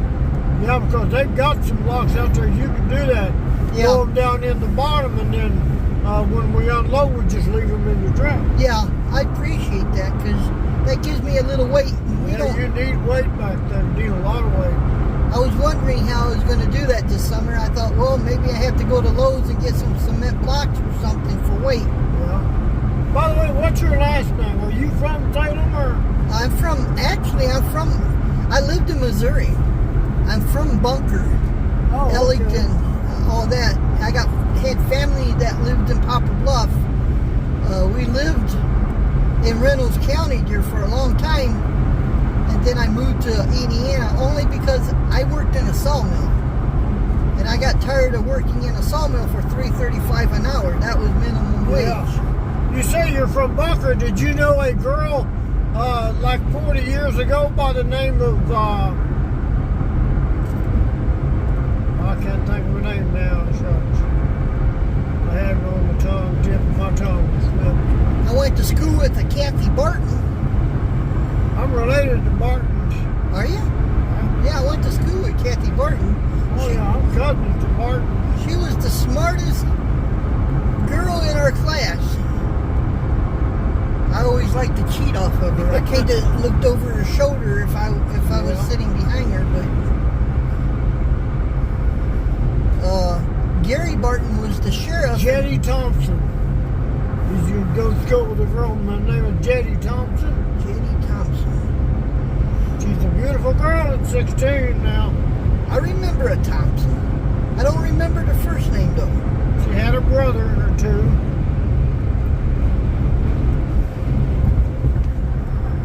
She was in love with me.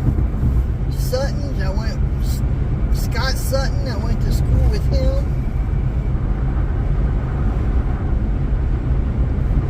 Okay, now up here, if you're not familiar with this, stay in this lane. You'll see where it veers off. But not here. No, go straight. Okay, go gotcha. straight. Because if you're not used to this turn, you'll end up going around the left-hand curve and just 20 miles to turn around up there. Okay, we don't want to do that. Of course, in a truck, it may not be that far to turn around. But I've done it one time. It took a long time to turn around. Okay, down here is the sign. Yeah. Stay in this lane. Okay. And this lane, it will take you around to the right. You don't want to get into the right. You want to stay in this lane. Stay right here. Yeah, because it will take you around, follow where that van's at. It'll take you around the curve. See where it says 63 to the right? Stay in this lane. Gotcha. Stay in this lane. But see, it's going to take you around this curve here. Oh, I see. Yeah. I got you. Because I come through here, and I realized there was an 18-wheeler in front of me, and if he hasn't been through here before, he's going to suddenly switch back over in this lane, and I'm in his blind spot. Yeah. And I looked, and there's nothing coming. I slowed down and hit my headlights flashed to come on over, because he almost went left for a long way to turn around. Now we can get in the right lane. Yeah, you have to know what you're doing out here, because that messed me up a few times. 16 miles. Now we're 16 miles.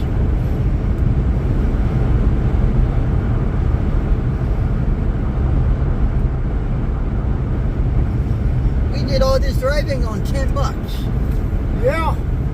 I'm actually where I was when I left Salem. Yeah. I'm right where I was. Well, that would be 17, because we got $10, and that's right. On $10, you're right. Yeah. But we'll put another 10 in it. We'll make sure it's got gas in it. Because there's like on this other trip we're going, there's a place out there to where if you come back of a night, you better make sure you got a full tank, because we go down into the areas of Bunker where there is no gas station. Oh, I know. And if you run out in the middle of the night or at 11 o'clock, you're stuck. I know. So I got smart, and I got me a 2-gallon gas can and filled it up and tied it up to the back of the truck in the back there. So if that happened, it's a good thing I did, because there's one station, and thank goodness they just happened to be open till 11 o'clock, and I got in there at 10 till. And that's on the other side of Bunker. Yeah, that's on the other side of the country. And yeah, on the other side of Bunker. And then the next time I went through there, depending on getting gas, they was closed. Yeah. Went out of business. So now I have to take gas with me or go the trip backwards. If I go the trip backwards, in other words, I could go to Farmington and then go to Bluff and come home. But now I go to Bluff and then Farmington, and I've got to leave the gas station to get home. Right.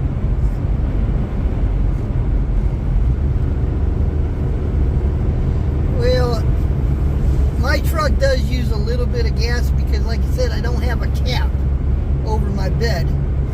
And the wind grabs the tailgate back there, and it's like a parachute. Oh. You know what I'm saying? Yep. So that's why.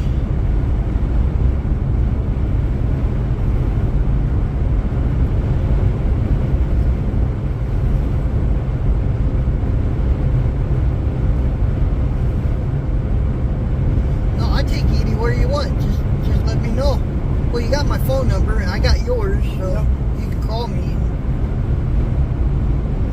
I'm bored sitting at the house doing nothing, so this is it gives me something to do. Yeah. By the way, what's your last name? BB. Mimi? BB. B-E-E-B-E. B-E-B. B-E-E-B-E. Oh, okay. 2 E's in the middle. Okay. That's an unusual name. It's pretty popular down there in Poplar Bluff, though. Yeah. Well, that's where most of my family's from, Poplar Bluff. That's where I was born, and my family is from, like, Flat River, and my grandfather owned the mines down in Buick and Flat River underground right. Up to the mine that goes all the way to Rolla. Yeah, And when he died, my mother and her brothers and sisters got a fortune, but none of us kids got any. I know where Flat River is. No, right where Flat River is. Yeah. And my dad, before he passed away, he worked at the mines. Yeah.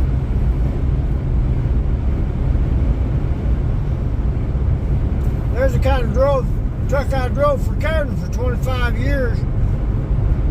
But before that, I drove one of them things. Oh, yeah. A straight Then I ended up on an acid transport, 100% pure acid.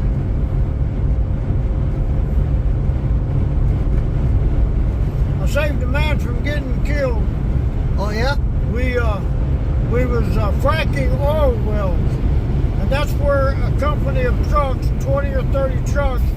They all line up like a mile, mile and a half a mile, whatever the distance, and they're all backed into a 8-inch line, pipeline, and they're all hooked up, and they do different functions to frack oil well. Right. And there's a truck called the jail truck. It's jail, and they say if you smell a certain scent that smells like a rotten egg, dive off of that truck and get the hell out of there. Right. And I smelt it, and because they said you've got 5 seconds to live, this is serious. And I smelt it one day, and I hollered, junk mail, junk mail. See? Yep. A plain rapper. Yep. I saw him coming up behind me. Yeah. I was actually tagging 70. I said, I better slow down. I didn't want him to slow down. Didn't want him to. I tell you what, I see a lot of this stuff was cops on Facebook, and them cops is mean today. And I think it's because the Democratic Party is hollering about defunding the police, and a lot of them cops have turned angry. A lot of them are mad. I don't know if they're just looking for brownie points or what, but I still respect them though. My dad always said if you get pulled over by a cop, you respect that man because he's got a job that he's doing, and they really supposedly only pull you over if you're really doing something bad, you know.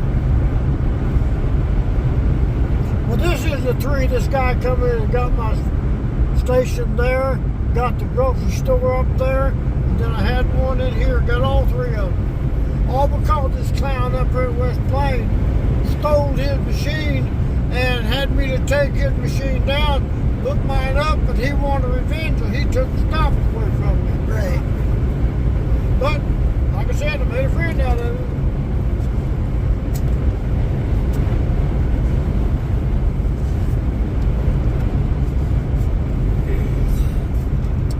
Now my coffee's just cooled off enough I can drink it. Yeah. First Coke I've had in a long time. I bet. I was drinking a lot. Well, you know, I went to the doctor.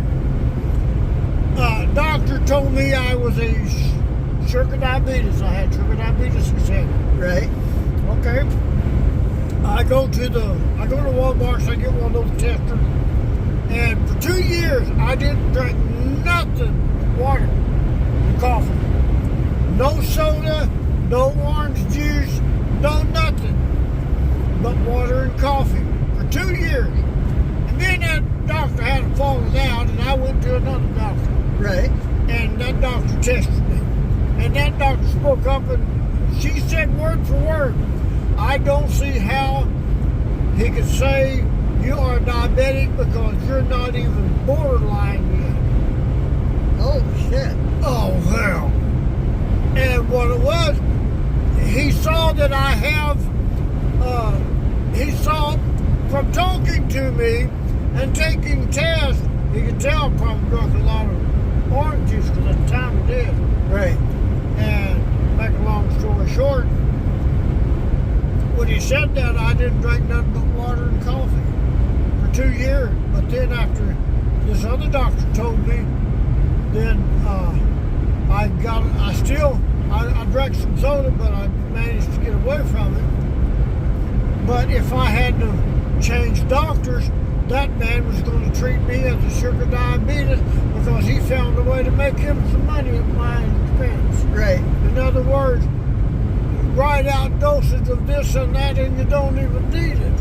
Right. And that offends me. Do that to a patient.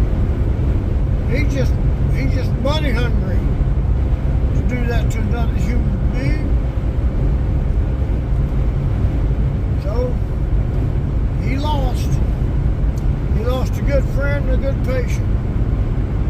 I hear you. I'm not a diabetic.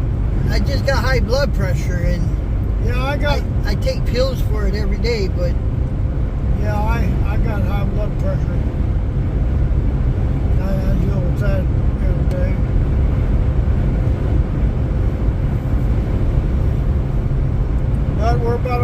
2 from the next stop. Run this curve now. Okay. Stay in the right lane here. Didn't take as long to do 50 miles. What's that? Didn't take as long to do 50 miles. Got up here pretty quick. Yeah. Yeah, 'cause we get this one done, then we go further south in town, 4 or 5 miles, and we turn around and head back to Salem. Stop and get gas and something to eat. So you got 2 more you got to do up here? Yep. Okay. Got 3 machines but 2 stops. All right. Because this next stop, it's got one in the ladies' room. Oh, really? Yep, women like him too. Matter of fact, got a machine in the ladies' room in Farmington does better than The men's one in the room. men's room. Yeah. Really? Okay, drop the speed down. Because it's right up here on the right. All right.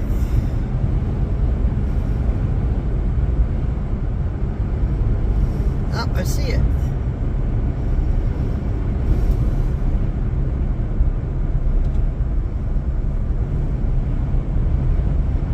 If they hadn't moved the ice machine, you'll pull in and you'll see an ice machine. Do you pull in here or the front? That's right. Okay.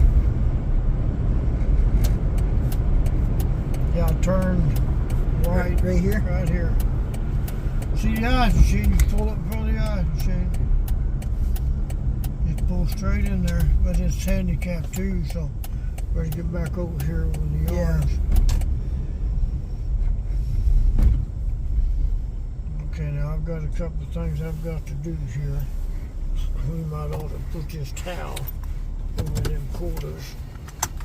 All right, we're in West Plains. We'll be right back. Here. Well, I was thinking about, well, to be honest about it, I forgot about that one down here south because I need to, we need to go down here a mile or so and stop in a parking lot so I can arrange that duffel bag for the next one because the owner,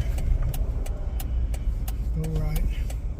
Because the owner, if she's there, and she always is, she goes in with me. And I got to split it with her, and she's the one that's got the brother that wanted me to put one in.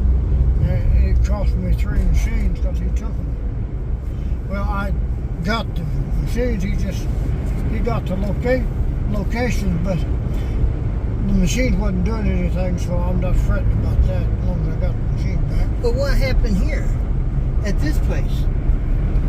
The way we had to leave, you didn't sit at the table to do any counting. Yeah, pull off in down here.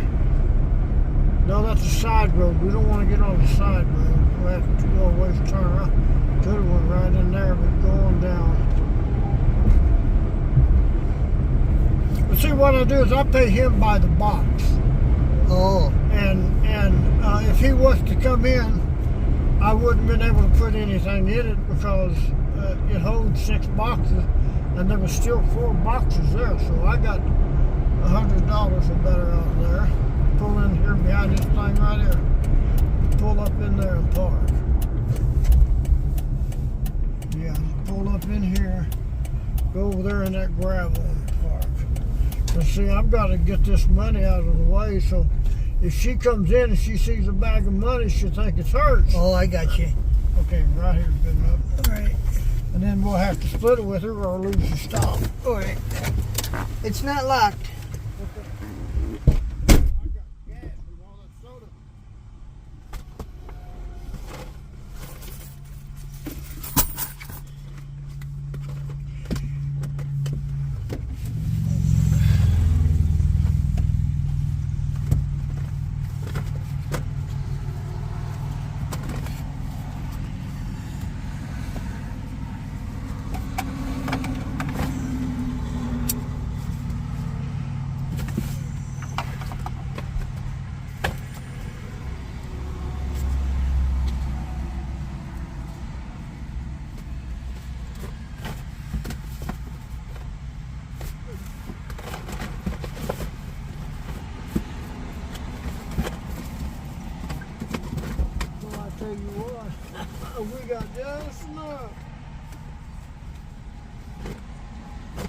We got just enough to finish this trip. That's always good news. Oh yeah. Yeah, always good news to finish the trip. Yeah, because it's 3 or 4 miles. And a bunch of lights to go through.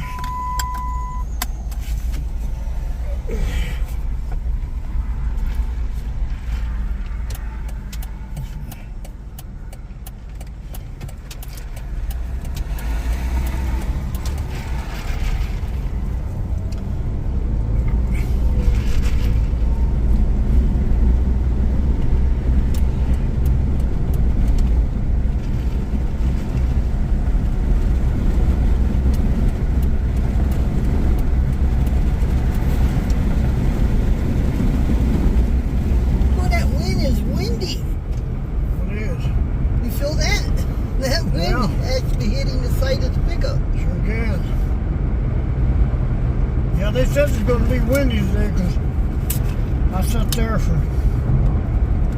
waited for the weather to come on, because I know when it comes on at exactly 14 minutes after the hour on KY3, depending on if the clock's right. I got mine set a minute ahead or back. You got to go 1 hour. If you see the clock on that, it's already set for Central Time. Yeah, because I got it on Facebook too. I can tell what's what, because I'm going to get out here when it's freezing cold. Oh, and no. I'm going to get out here when it's raining and light rain, it's okay. But I have known this area to flood. Yeah. That's what this guy down there told me. Said that this was like about 2 summers ago. He said, yeah, we had a flood down here, and I come in here one day and the whole thing was flooded, and that machine was gone. Oh, really? And he says, I come back a few days later to finish cleaning it up, and it's back on the wall. Don't know whose it is, where it came from. But it's not yours, huh? Wasn't mine. But he says, I want you to take it down. Well, he is a con artist. He owns a store and he knows his business. Right. He knows that there's a good chance I'll give him $100 for the machine, but I wouldn't. He wanted $100. I wouldn't do it. No, that man's coming after that machine. I ain't gonna buy it. And so I did buy his merchandise, because I paid $50 for, and the merchandise he gave me, I'm gonna make $180, which I did. Because I'm putting in another machine, and I still got some of it. And it was a store down yonder. My father used to get $200 or $300 out of there every 8 to 10 weeks. It was so good. Really? And back then, the con was only 50 cents a piece. Yeah. I remember a time when they was a quarter. I remember that. And Dad brought in so many quarters that it weighed down our wood table. And I told him one night, you better take a sack or 2 of them quarters off this table because it's given. And he said, you're right, son. Smarter than the average boy.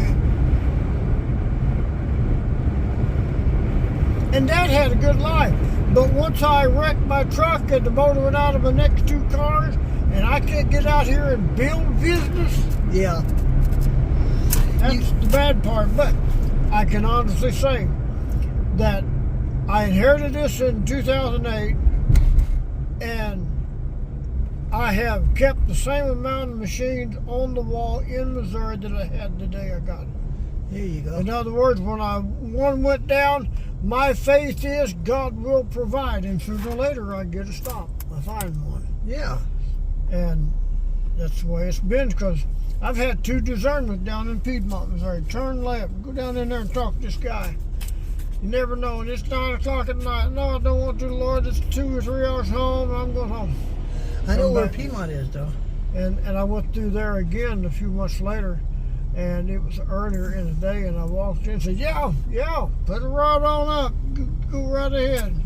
Man, that was simple. I could have had it up 2 months prior, but I could have lost it if no vendors come through there. Now, do you have any in Salem? No?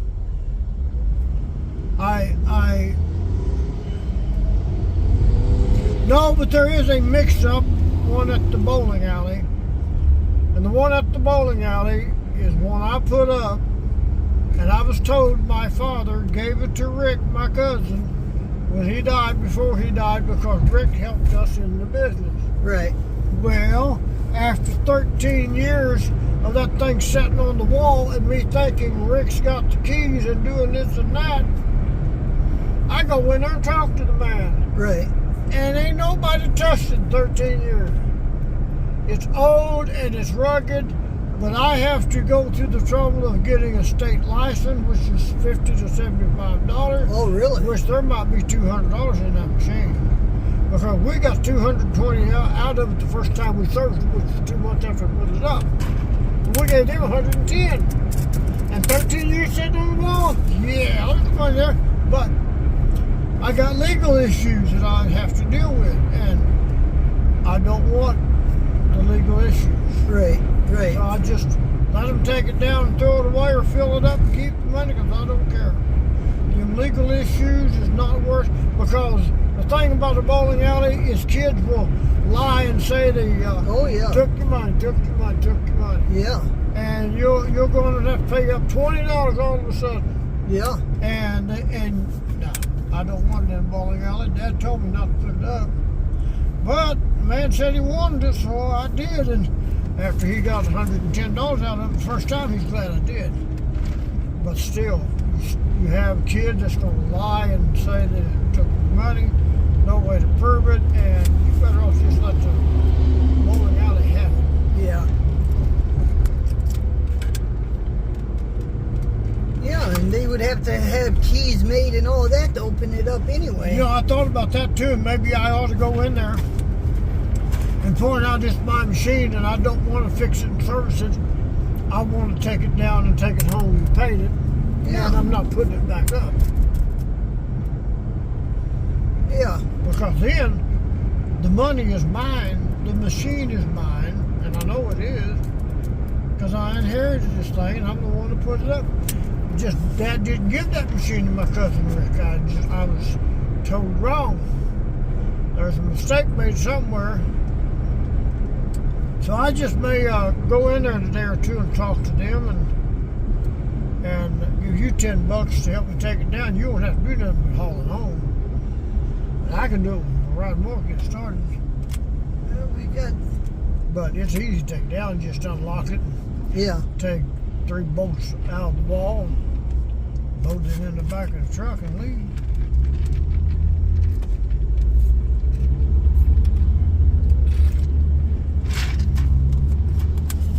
I'm gonna do that. I'm gonna go in there and tell them, Yeah. I want that machine. It's your box. Yeah, because there's a Kotex machine in the, plus a small condom machine in the ladies' room too. Oh, is there? So there's money in those machines. Yeah. And it belongs to me, but the guy that owns the bowling alley is, I hate to say this, but this land is going to run out on you. Oh, is it?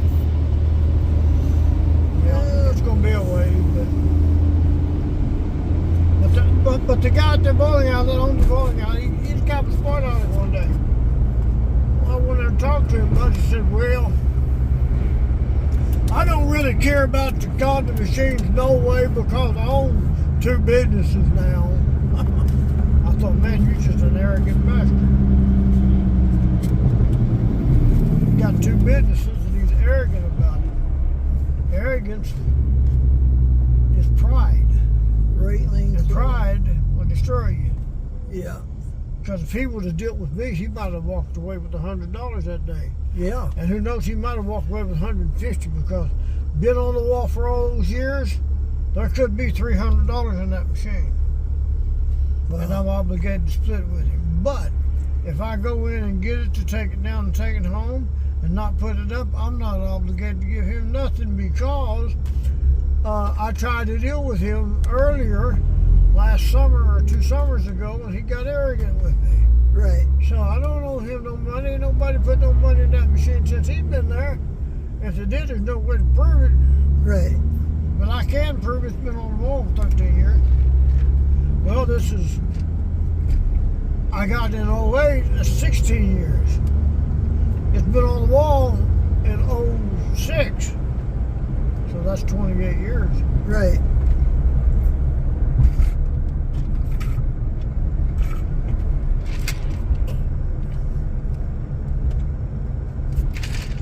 Road construction. Yeah, they must be gonna repair the road. And the thing is, I don't see nothing wrong with it.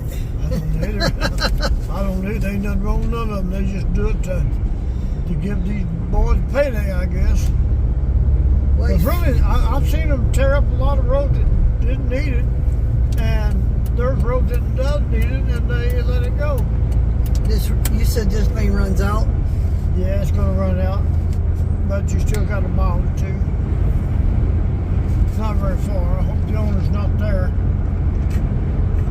How far are we from and it's a shell too, right? It's within it's a Phillips 66. Oh, Matter of fact, the last time I was here, I done the damnedest thing I've ever done in all my life. I serviced the machine, paid commission, went out, set the duffel bag down beside my open door, and our next stop was Raleigh.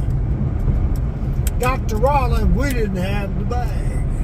oh, So guess what we had to do? go back. Go back. So I got on the phone and found their number, and their number's disconnected. But I got a hold of the Dairy Queen next door, and it's right around this corner. Got a hold of Dairy Queen, and Dairy Queen called back and said, "Yep, they got your duffel bag over there. It'll be there when you get here." Oh boy, was I relieved. All my keys, all my tools, money in that machine. Oh boy. Now is this place on the right or left? On the right. Okay.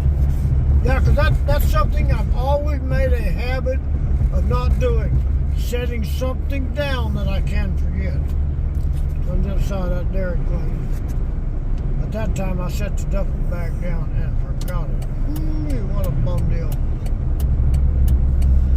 Okay, going down past the sign. See where that white thing is, that white car? You're going to swing in down here. All right, I got a big truck behind me. Let me get it off the road. Swing in right in close to that one. This car? Yeah, see that green thing? Swing Yeah. in right here, swing in right here. Yeah. Okay, that's good. We're here. That's good. It's the one blocking the tanks. Okay. Okay, one more time for the last time.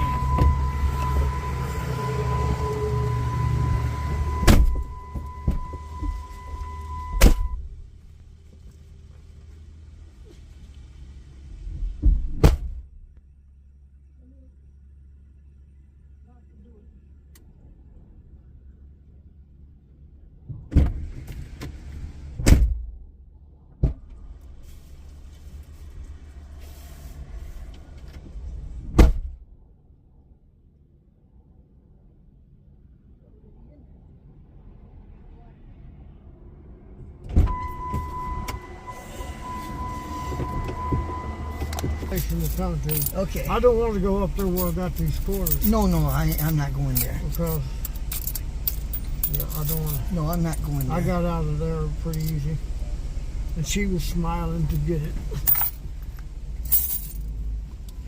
Yeah, anytime a woman smiles and you give her money, She's happy. Yeah. that you got a brownie point there. Make a woman smile. Heard somebody start their vehicle, and I bet it was him.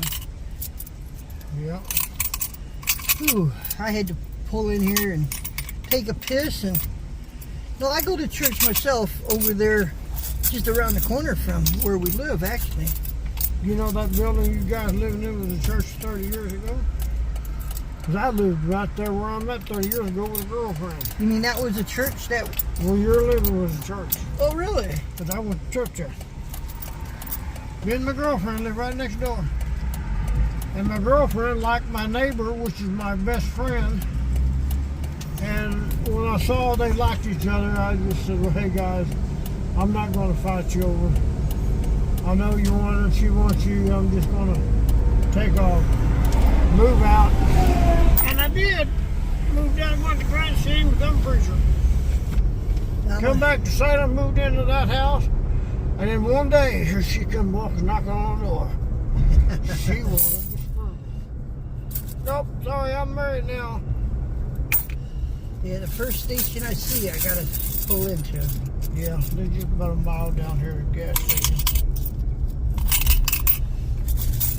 I don't know what's in my account because I went and bought donuts this week. I bought some more donuts and then bought some chicken at Country Mart, some more chicken, more donuts.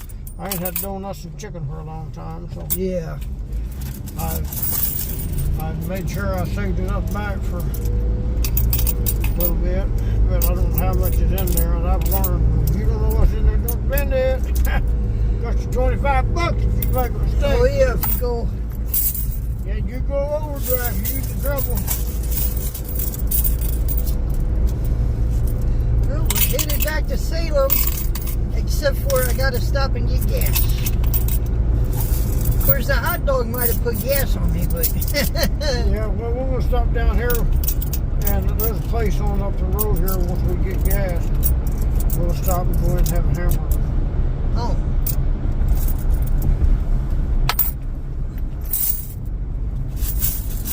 I can tell what's in this bag by the amount of quarters because I've done this once. I bet there's 275 or close to it. that helps. Because when the bag is packed full, it's 300. Oh, really? But that's packed full where it's stretching the zipper too. You don't want to do that, you'll ring it. Right, right. But we got enough for me and you. Pay you and get some gas from dinner. And then we'll get her checked. That's right, you don't get a check this week. No, Disability gets a check this week. I'm on waiting. Friday. I'm still waiting for that to come in. I know, man. I waited 8 or 10 years, man. Let me slow down here. I suffered from insomnia, and the insomnia brought on hallucinations, nightmares, vicious criminal activity when I got mad. Right. I beat some guys up, but they said that's because they swung on me first. Well, so anyhow, and I went to the State Farmington Hospital. My friends thought I was going in because of drugs and alcohol, but it wasn't because the doctor was giving me medicine that caused insomnia. Right, right. And I went through that for years and years, and they would not give it to me. So finally, after several years of this nonsense, I took a razor blade and I went to scratch my arm. And I knew that might help me get it because I was really suffering it. And I was furious that they wouldn't give me disability here. I couldn't work because I couldn't sleep because I couldn't go because I couldn't sleep. And man, it was a trauma. Now, there's a Casey's right up around this corner here. Okay. I had to hire a lawyer, and they actually got me an appointment. They want to see just how much of a disability I have. So they want me to go to Houston to see a professional. Yeah, that's what they done to me. They sent me out of town for a special to see what's and what they should give a person the benefit of the doubt and give it to them anyway until it's determined, because you can't live on Broke Street while you're waiting. It don't work that way. You've got to have. I know a woman that lives in her car, her van, right, not too far from where we live. I got to know her, but I'm married, so I'm not messing with her. Right. And I've got a jealous wife. Oh, so I don't dare mess with another woman. I've been down that road. I hear you, brother. Yeah, because I cheated on my wife once. After we was married, she went crazy 4 days later, and I had to leave her for 9 months. Oh, shit. I went insane. I was going insane. She went insane with jealousy and anger. So I moved out, and I cheated. But I admitted to her when we got back together. Right, right. But I got smart about it, too. Okay, now, those little Casey's. Hope it's soon. Just go through the light. Boy, I tell you. My fuel light came on. That means I got about 3 gallons in the truck. Okay, get through this light here. Down here's this light. There ought to be a sign showing gas station somewhere. Right? Or isn't that a gas station on the left? I think so. I don't know. I think it is, but I can't tell. We'll buy us a jug and take a walk. We have to. We got to get gasoline. Yeah, that's a gas station right there. Okay, get in this left lane up here.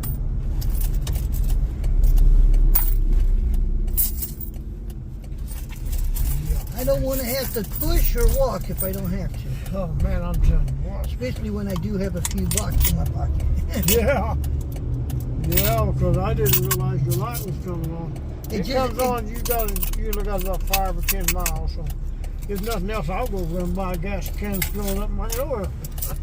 Well, then we'll drive it over there and fill it up. If we can get over there. Yeah. Something told me this morning put that gas can in the back of this truck. I don't know why I didn't. That's because I know there's gas. I never ran out of gas with this, but I don't want to because that's when you get all the trash from the bottom of your tank and wants to plug up your... Yeah, that's right, and it messes up your gas gauge. Yeah.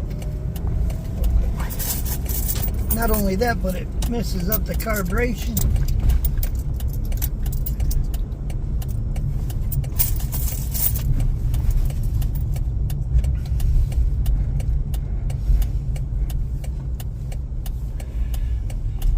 People just gotta be in the way, don't they? Yeah. Just get into that pump, boy. I just can't wait to get there. Oh, we made it. Okay. Pump 15 and I'll go in and pay. Pump 4. Pump 4? Pump 4. Okay. Now, $15 and I'll be back.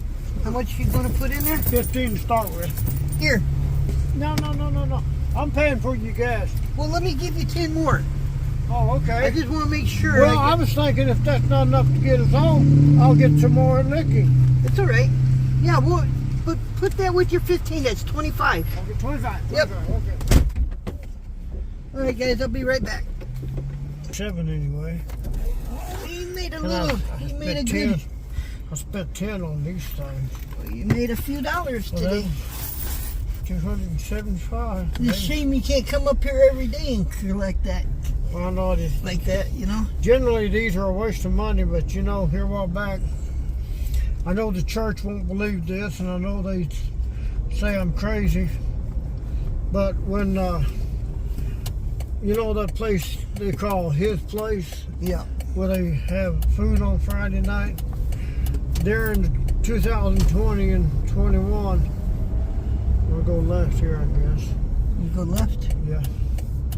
They was giving out.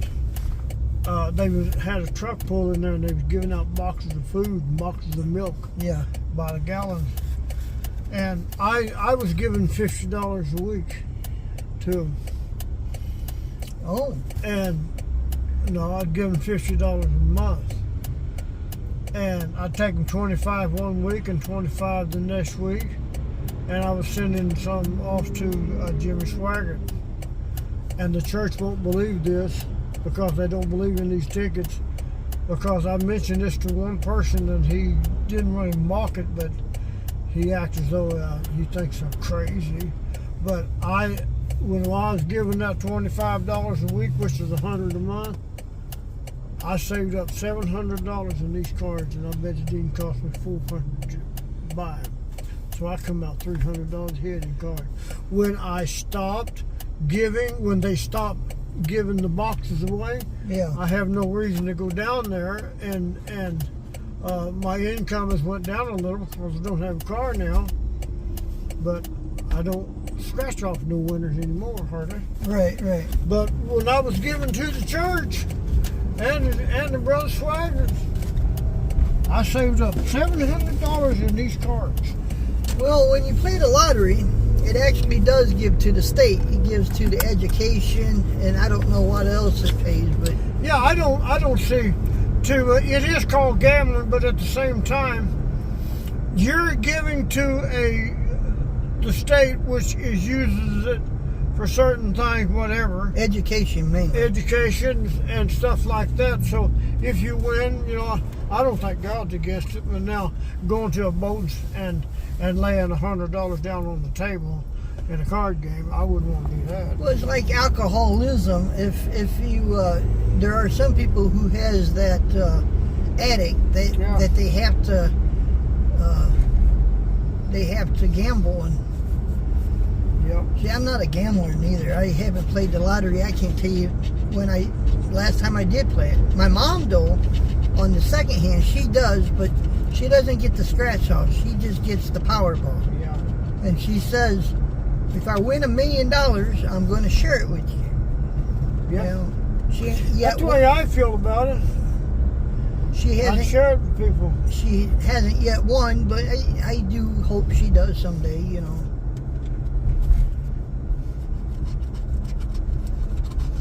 Well, I went to the boat 3 times in my life. The third time, I was walking off the boat. I'd won $600 and I spent it.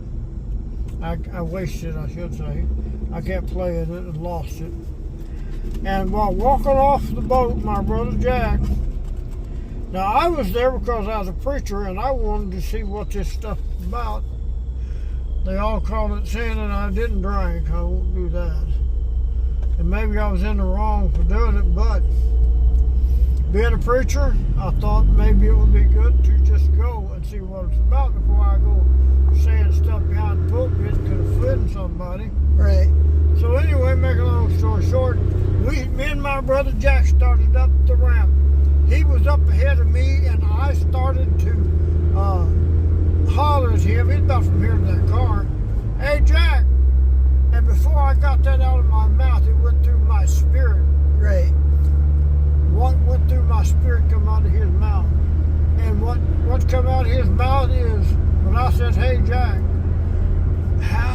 how in the world can someone get hooked on this? That come out of his mouth at the same time that I spoke up and started to say it to him.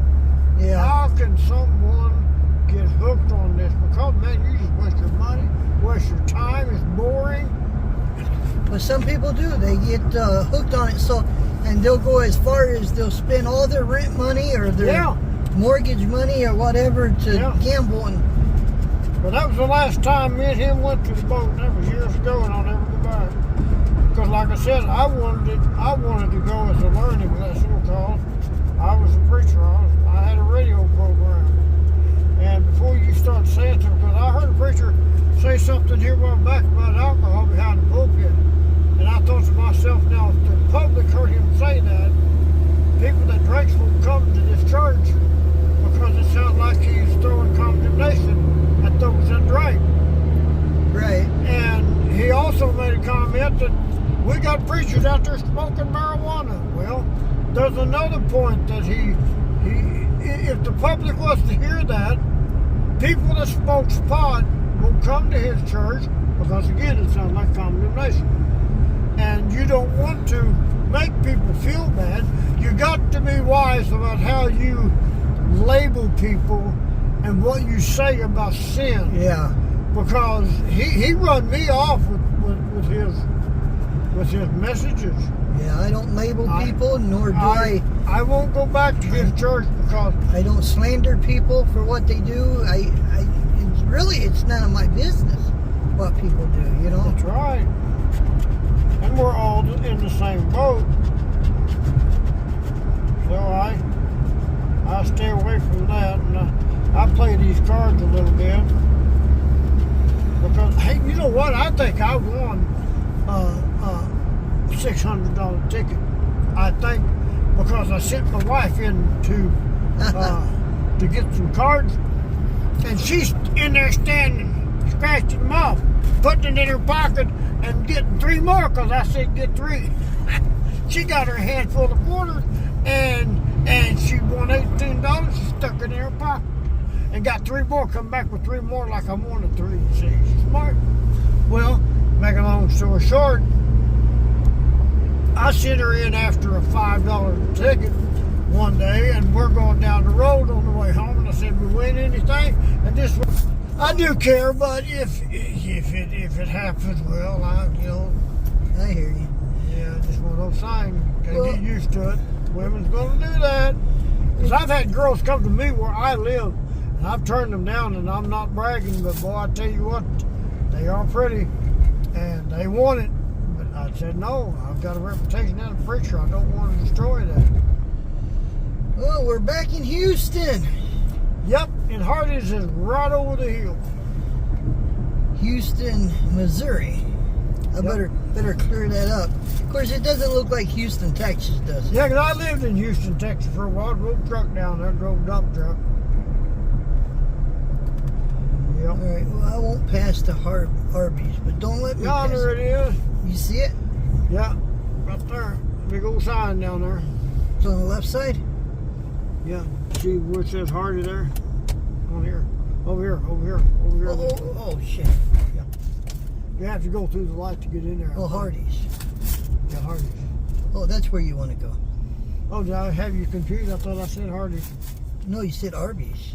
Oh, Arby's. Oh, I'm sorry. I did confuse you. Yeah. I confused me. Well, they sound so much the same. They do. Well, it looks like they're, I guess they're open. Right in here. I think they're open. They look like they're closed, don't it? Yeah, I bet they are. Well, if the door's locked, just let me know and we'll go somewhere else. Go to McDonald's. They're closed. Yeah, go on. Are they closed? Yeah. Oh, they are closed. Ain't no light on. Okay, where you want to go then? That's a good question. I don't care for McDonald's or Burger King. Have they got a Burger King there? I don't know. But they are closed. I wonder what the purpose is. Well, we can go to Casey's. They got hot dogs and pizza. Well, they don't have your. They don't have the They shakes. don't have your. Well, go to McDonald's. We'll just check it out. All right, we didn't pass the McDonald's, did we? That's weird. I wonder why they're closed. They got traffic here. Wow, maybe they are open. Okay, well, maybe because of tinted windows, they just look like they're closed. Well, but they got lights on over here. Yeah, they're open. They just got tinted We'll windows. find out because I need to. Hold on, I need to. They just got tinted windows. I got to take quarters and I got to take this real bad.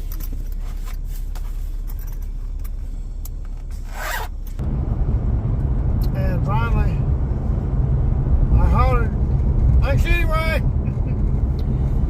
I went back in there again and she's on break. I'm beginning to understand. Don't go in there on her break time because she ain't gonna get up. She gonna get up if I walk in there. Get off your Yeah. lazy ass. So the third time I went in there and she sat there and I just hollered, "Yep, gotta go. Never mind." And I ain't been back because Well, I sure hope this guy's a local guy. you don't realize that these burgers is what pays our check. Yeah.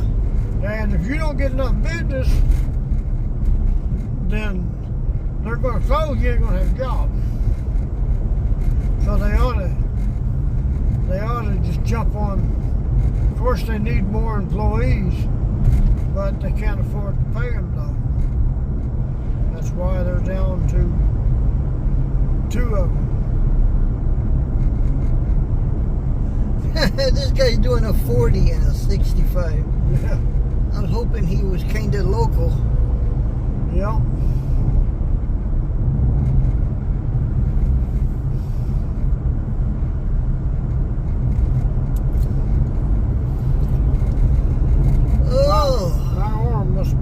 swelling or something. This watch band is just a little bit too tight.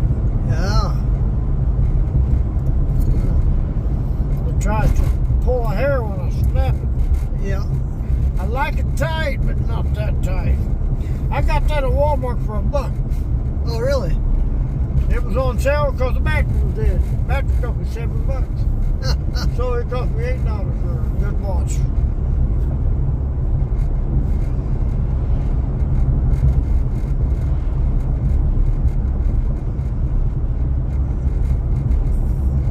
Come on, guy. You got a damn train of traffic right behind you. Yeah, he's afraid to pick up too much speed. I'm afraid that thing gonna fly off our head. Yeah, you ain't even doing 50. Yeah. Well, I'll tell you, a few years ago, and I had my Ford Ranger truck, pocket full of money, business all over the country. I could go to St. James and get money. I can go to Linkin. I can go to Rolla. It's a Ford, that's why. Yep, that's what I had, one of them. The blue one. Nice looking truck. Oh, we got around him. I mean, I'm not a speeder. I don't want to speed, but I don't mind doing the speed limit.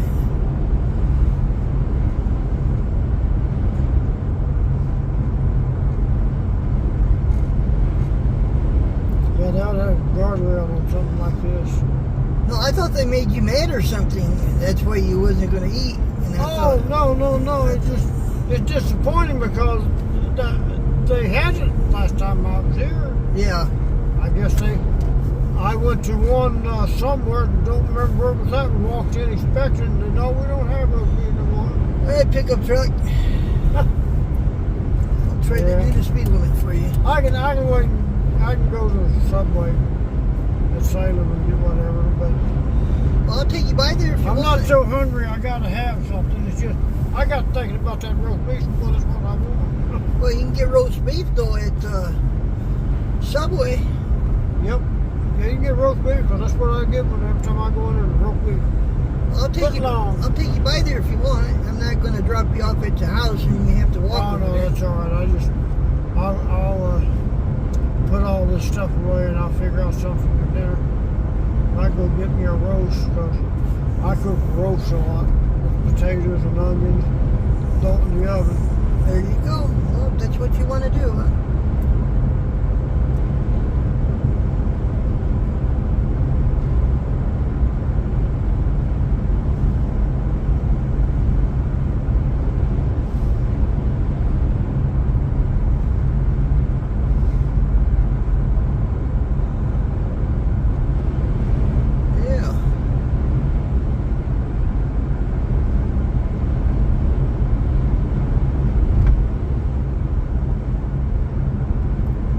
Pickup truck behind me thinks he's going to push me.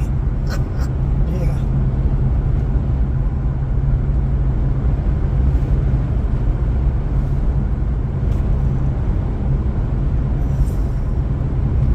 Yeah, I'll tell you, my father, he got to where he couldn't drive.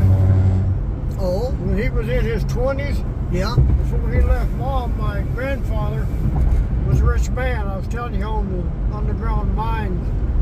Right. Falls, Park Hill, all up to there. And my grandpa, my mother's father, bought a pine pole yard, Right. and he cut pine poles and Oh, railroad ties, and had a railroad track run down beside the mill. And he bought the whole hillside with 5 houses to rent. Oh. And Dad was the top end because he's son-in-law. Well, they was at the sawmill one day, and a chunk of wood or a piece of steel flew off of the blade, or a nail that was in a tree or something, hit him in the eye, blinded this eye. Oh. And he had to wear strong glasses all his life. And when he got up into his early 70s senior years, he got to where it was hard to see. Yeah. He couldn't read that sign in front of him. And he got up there in Iowa, and he's going along 85 miles an hour. And you come off of this off-ramp, Yeah. and he didn't see the car like that far in front of him. He could see that far, but if it was like close to him, it had to be closer to him, I meant to say. Yeah. He couldn't see that car, but if it was closer, he could. Here he comes off the off-ramp, and he didn't realize he's doing 85 miles an hour. Oh, shit. And he rammed the woman with the child in the back seat of the car, knocked her into another vehicle, and that vehicle into another vehicle. And no more was ever said about the crash, but I'm sure that kid was killed. But Dad went broke over it because of the insurance. If the kid would have been killed, Dad would have probably went to prison for doing that. They didn't kill him, though? Hmm? They didn't kill your grandpa, though? Or your dad? Yeah. No, it didn't kill my father. Because he had his seatbelt on. Wow. But he hit that car, and that car was doing about 40 because it was just an off-ramp. She was slowing down. Yeah. He come off with that doing 85 miles an hour and hit her with a kid in the back seat, a child restrained. So I don't know if the kid would have died, Dad would have probably lost his license and went to prison. He didn't lose his license, and he didn't go to jail. I mean, what kind of car was it that he hit? Little old small car. I could something like that white one there. Little old small car. So that's why I'm surprised I'm surprised you didn't push that front. And the insurance might have been what's kept him from going to prison. I don't know, but there was never another question raised about that kid or that accident. He did not want to talk about it. Well, it got so bad that I had to speak up, and I knew I was going to have to do it. I'm going to have to get the courage to say, "Nope, Dad. You either let me drive, or I'm not going. You can't drive." And the day came, I had to say that to my father. Right. And he looked at me, real strong and silent,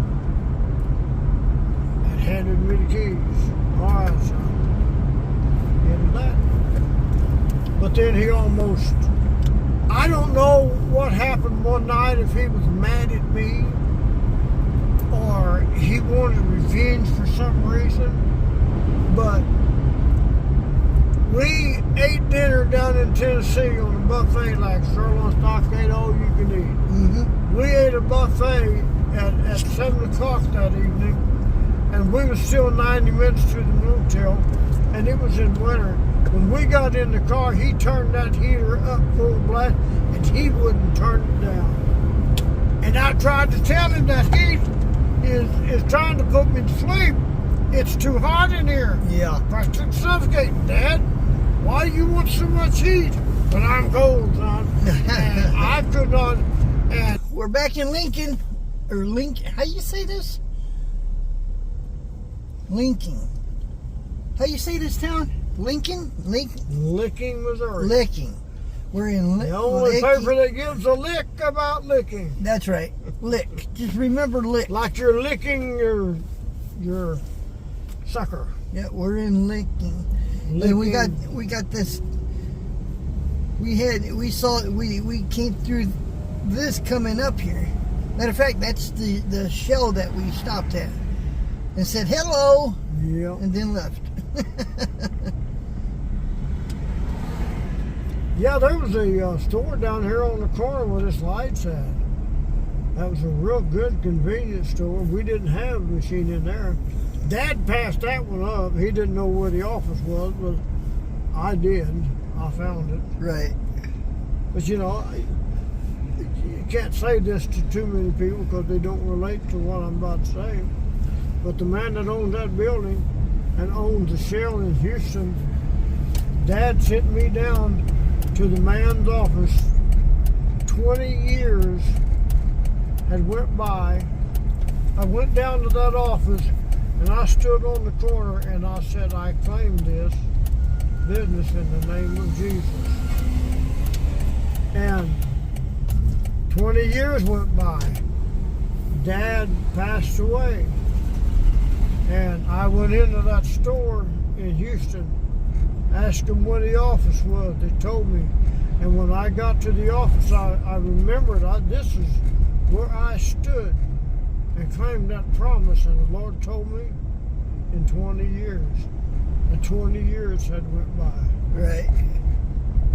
And I walked in and he said, yeah, I guess it wouldn't hurt to have a few extra quarters. That's how he said it. That's how he answered me. I put the machine up. I had 2 of them. I put them up. Well, when I was a kid, quarters was a nice thing to have because I loved video games. Yeah. You know, and I know somebody that was into that business. He would get his own video games, set them up in businesses, and he'd do the same thing you're doing, except for he would empty out the video games. Yep. The coins. Yep. He made a good living doing that. Yeah, I know there's these machines where you drop quarters in and half the quarters falls into the bottom of a private slot and some falls back out for you. And I was in a convenience store servicing my machine, and a guy come into that convenience store and was servicing one of those machines, and you wouldn't believe, he pulled a bucket out. I guess it was pretty wide, pretty long, and it was pretty wide, and it was over half full of quarters. And I estimated $1,400 there. Mm-hmm. Yep. Because you don't get all the quarters that falls through. He owned these machines, though. Yeah. These video game machines. Yeah, I'd like to have some of them myself because they're money makers. He had a percentage that he would give the owner of the establishment, and then he would take the rest. But he made a killing. He had Pac-Man, Donkey Kong, Centipede. Yep.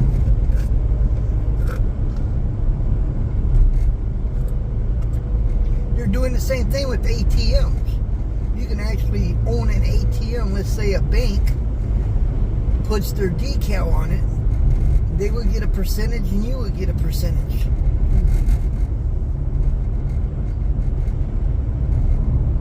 And what I mean by that, they would get a percentage of the, like if it costs $2 to get money out, because the ATM costs, you know? Yep. I've seen it on television or Facebook somewhere advertised.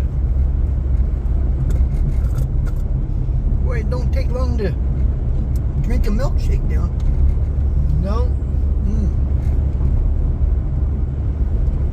Yeah, I got to thinking about that Hardy's roast beef, and I know it was there last time because I took the wife in there. $21. I don't know if we could have stopped at that Love's. They had an Arby's in there. Yep. You know that Love's that we passed? Yeah. Well, generally what I do out here is I give the driver a choice. Because generally it costs $8 or $10 no matter where you eat. And that's $20 for both of us, which I don't mind that because, I mean, I have spent $40 on dinner because there's a place on the next trip, matter of fact, they have roast beef, mashed potatoes, and gravy. Have you ever ate up their Spring Creek Cafe? Yeah. They have that. And these people down there got the same thing with a big helping of beef and gravy and potatoes. And what I do is we go in there, we got a machine right down the street, a mile down the street from this restaurant. Right. So what I do when I pull into town, I go in there and I order for me and my serviceman, and I pay ahead of time so that they know I'm not going to run off on them. Right. And that they will keep it in the microwave until we get there, so we'll have a hot meal waiting on it. And I pay up, and I go down and service the machines, two machines, and go back to the restaurant and just rent it. And it's $21 for 2 meals. Well, if we ever go to Rolla, my friend, to do your machines. And whether you got the money or not, and I'll buy it if I have to, because we're going to stop at that buffet. Well, that'll work, because I do something with the wife that I don't really tell too many people about, which is no big secret. But it's something for her and I that's special. We got married on February the 17th, Right. because Valentine's Day is the 14th. Okay, back in 96 when we got married on Saturday, which is the 17th. Okay, now I've got a machine in St. James, and I got one in Rolla that goes with this trip. Right. Where I leave Salem, go to St. James, go to Rolla, then go to West Plains, but that is a big, long trip. Okay, but it's still worth it. But I cut it in half. Instead of doing that, I've been taking the wife up to St. James, doing that machine, then going to Rolla and doing that machine, and there's more than enough there for 2 dinners. Right. We go to Sirloin Stockade. Oh, yeah. And February coming up, I like to make sure one of those machines are ready in February. In other words, don't do both of them. If I go do, I do one of them. Because either one of them will pay for the dinner. Yeah. So she's got to where she looks forward to that. Oh. And I mentioned that this morning about going on to Rolla, but then it makes me realize that February is just a couple months away. Well, it's 3 or 4 months, but still, we do that for our anniversary. And there's other times if I run up the trips, then I just pay out of the pocket. Yeah, yeah. Because Yeah, I take her out to Sirloin Stockade. Yeah, I understand if you want to take your wife. That's cool. Yeah, but anytime you need me, just call me. Just call me. Well, I do everything I can to try to show her the love and affection that I have, even though our sex life is dead. I mean, all marriage's sex life dies. And then that becomes a choice Well, to Daryl, love and to take care of her. do you have any kids, Daryl? No. So who's going? Well, I do. I've got 8 kids, and she's got 4 boys. So you do I've have got some. 8 kids, and she got 4 brats. Because I was going to ask you, who's going to take over your business whenever you can't do this anymore? Oh, I'm sure you got a well, boy or somebody out there that Yeah, can. we done got that settled. I'm going to give it to Jack, my brother Jack. There you go. Yeah, because me and Dad had a falling out before I got this. Right. And I had a pocket full of money like you wouldn't believe. I didn't care about Safeway. I was working for Carolyn at the store, making good money. Plus, I ended up getting disability along the way. Right. And then I turned 65 5 years ago, and that kicked into retirement. And me and Dad just had a falling out over his mouth, his anger. There was a mistake made out there on the road, and he swore up and down that Doris took $600, and he threatened to send her to prison. Over $600? Over $600. He threatened. Well, matter of fact, man, if you want to hear something really crazy, this is what he done to me. And I was as innocent as can be. He was so angry and so mad and so vicious that he trumped up this scenario where he's going to call me and tell me that I can have Safeway. Come and get it, son. Bring a driver with you. Take the van home with you. Both vans home with you. Right. And have them both. So I'm going into the hospital.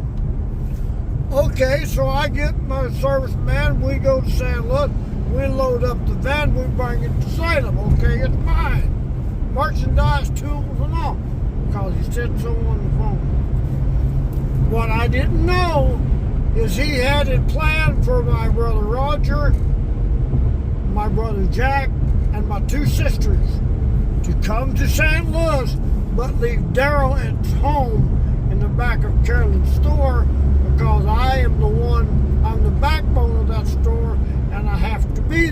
that's his vacation. Right. See, okay. So he got them all to come to St. Louis, but my sister Joyce had to go in the hospital in St. Louis because of whatever. And my two brothers and my sister went to St. Louis, and he gave them all three a gun. Right. Okay. He turned around, this jackass turns around and calls the highway patrol and says that my son come up here. He got the key out from over the back door roof and come in, robbed the house. He stole 3 guns. Oh boy. He got the keys to my van and he stole my business. He took it to his house in Salem, Missouri, and blah, blah, blah.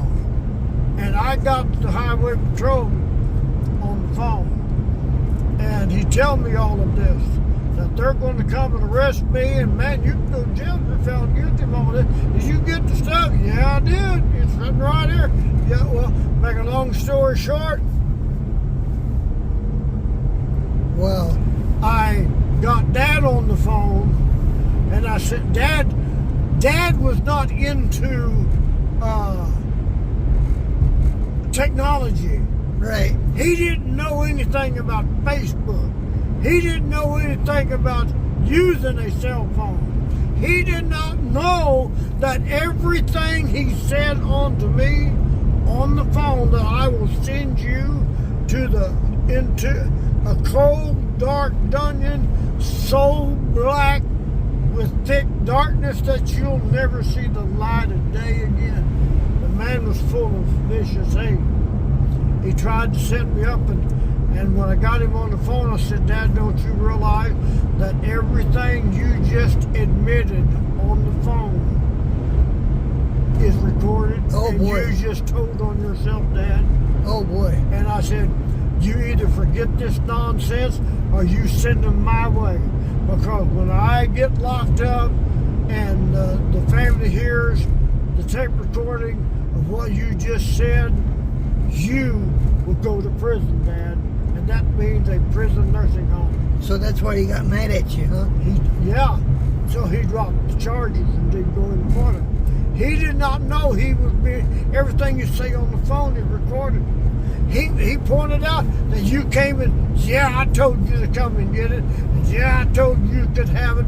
And then false charges like that, that's premeditated ignorance. Yeah. And I couldn't believe that Dad would be so hateful to do that to me. Because he thought my wife got $600 and she can't even pick up $600, let alone rob him of it. Right. And what happened to the $600? It's back down there in the machine.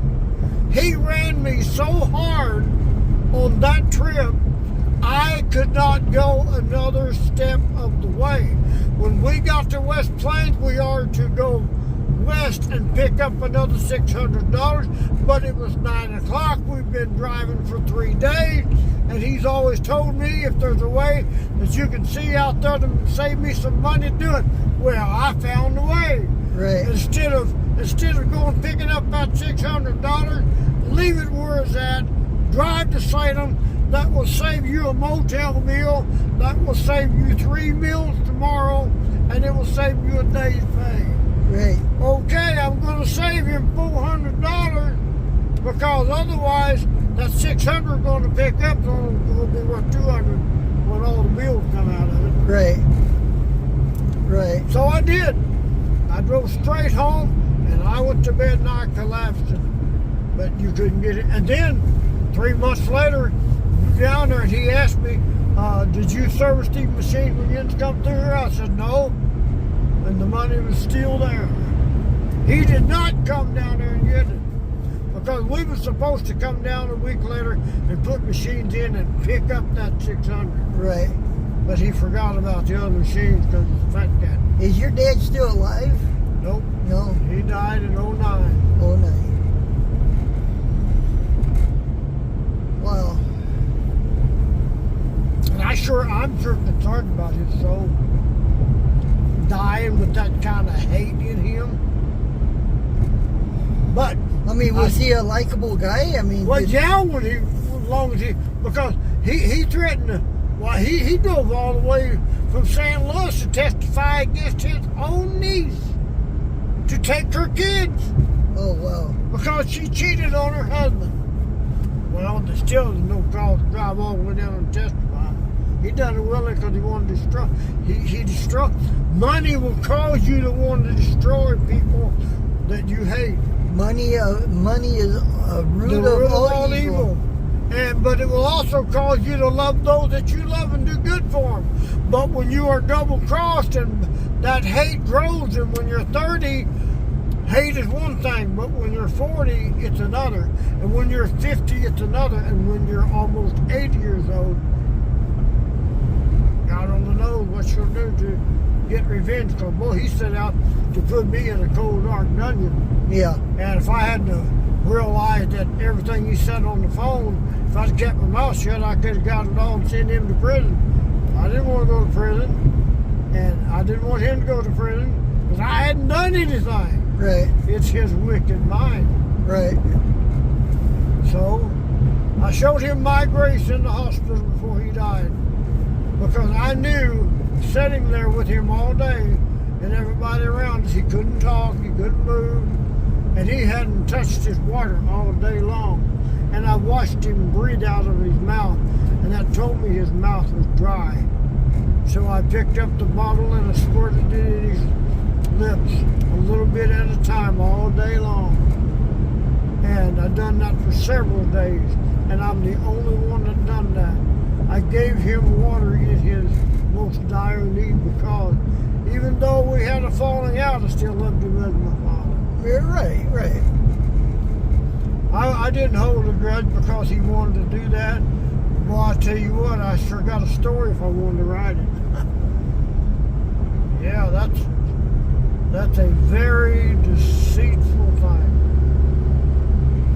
By the way, is that the clock right? Add 1 hour to it. Hey, we got time to stop at the bank. We actually do. We sure do. Yep. I'll stop there for you if you want me to. Yeah, you have to go downtown because that's where they count it. Yep. Now, do you go to Town and Country? What bank do you want to? Go to Bank of Salem across from the courthouse. Okay.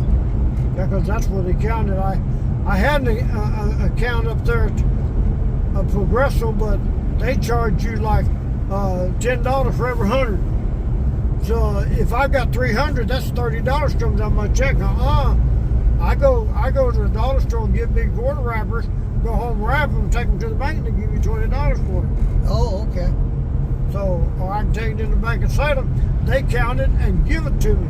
Okay. Because I got two bank accounts, one for business, one for personal. Right, I got you. Yeah, we made good time today. Yeah, because we left a little early, because if we'd have left at 9, we'd come back through here about 3:10. Yeah. They close at 3:30, so they got time to count it. If not, at least we have it in the bank and we'll pick it up at the ATM tomorrow. They'll count it, they always have. I like teasing the girl when I go in there. Well, somebody been doing something. Yeah. Daryl's calling the machine operation. It's called Safeway Vending, but that's what it was under Dad. But Dad told me that when he's dead and gone, to name it something else. Well, don't let me forget to give you your hat. I forgot I I won't forget. I'll see you over there wearing it. I'll come get it. Well, I forgot I had your hat on. Hey, I don't care if you hang on to it. Just don't wear it for every day. No, I wear this. Because that way, you'll always have it in the truck or the glove box. Because I want people to identify that we are together. Well, I'll leave it on the dash. I won't even take it in the house. That way I don't lose it. If you want me to, I mean. I don't care if you hang on to it. Just take care of it, because they are almost $20. And the thing of it is, you can't just go in and order one. You got to order 5 or 6. Oh, really? Dad ordered 10 at a time. But in those days, they was $10 a hat. Yeah. Now they're almost $18, $20. I went in to have some made a little smaller, but they want so much you have to you have to a $200 order. Right. And I've got a bunch of these, so I'm just making them last. That reminds me of those decals I put on the machine. I forgot I've got some at the newspaper office that they made, and I come in and got half of them and forgot all about them until last month. They've been sitting there. Right. So I'm going to go pick them up. Well, I had a good time today. I really did. It was fun. Yeah, it turned out to be a pretty good day because I didn't have no trouble out of the owners and the bosses and people want to take down and put up, and because that one place. I know you told me grab this bag and take it straight to the truck and just go ahead and sit inside and I'll be right out. And it's like, and you told me I'll tell you why when we get out there. And it's like, okay, no problem. Yeah. I mean, you was the boss. I mean, I listened to everything you told me to do and did everything you wanted me to do. Hopefully I did you justice. Yeah, I can't recall anything that you done today that I disagreed with, other than one thing I might point out. What did I do? When we was at Houston, and you went out to smoke a cigarette while I was sitting there and counting, because nothing happened that I needed you at that moment, but there's been times that I've had to send the wife out to the car or the truck, other guys to go get this. You know, I forget my A pin or lose my A pin. All you got to do is knock at that window. I was right there, so. Well, I realized that too. Yeah. I realized that. You was handy. That's what's important, because it would be a cold day in July before I just up and get rid of you, because we had a good day together. You conducted yourself in a professional way. You didn't cuss around people. Oh, no, I don't. You didn't get rowdy. You're not out of control. And you seem that you do have respect for others. And because I know I had one guy that he just got a mouth. Well. And he was my bodyguard. And he lets everybody know it when they come in the restroom. He'll stand there like this, and he said, "I'm his bodyguard. You just go and buy this fella and pay him no mind." Well, that draws attention when I'm putting money in a bag. Oh, I know. And that's not. We don't want to draw that kind of attention. I would have fought. I would have been beside you if I would have had to help protect you. I would have done it. But if we ever face a robbery, I'll give them the money before I take a chance on them. Here, guys, get out of here. You know what I did before I drove truck? I drove a taxi cab, and I did that for 7 years. So, and I also did security in a couple places. And I'm not a very big guy, so you have to be kind of strong. But I was younger. I was in my younger days, right? Yeah, these cabs does concern me about the fact of Safeway vending, but like I said, we need to be identified so they know we're together, because otherwise people wait for someone to step out of the restroom and they knock you in the head or even shoot you. You don't have to worry about nothing like that. It's just I just know that we are shuffling money.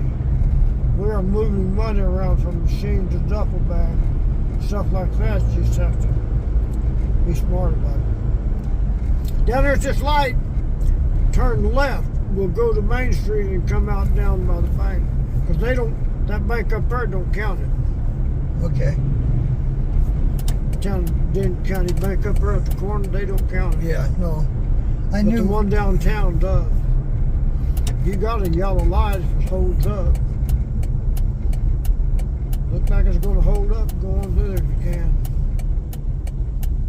Yeah, we made it. Just right downtown. I got exactly the gas I had when I left. Yep. Only took a quarter of a tank to get back, so we did good. Yep. Yeah, we'll be more careful about that next time. Man, I tell you what, them lights comes on. I think it'd be a good idea to put a gas can in here, a couple of gallons. Salem police, I'll let you have the right of way. Yeah, you got new cars. They got new police cars in town. I wonder why they don't do something about the streets. I mean, new cars is... I don't even have a Missouri license plate on this. I have a Ohio. Ohio? From Ohio. It doesn't expire until 2025 of April. But after 30 days, you're supposed to have that change in Missouri. Nah, they told me don't worry about it. Oh. Because I travel a little bit, so. Oh, well. Yeah, that's right. You do travel now. I do. Been all over Missouri. Been all over South Missouri today. Next time we're going southern Missouri. It's a long trip, the next one is. Good. Now show me, I think I know where this bank is. Turn right here? Yep, turn right.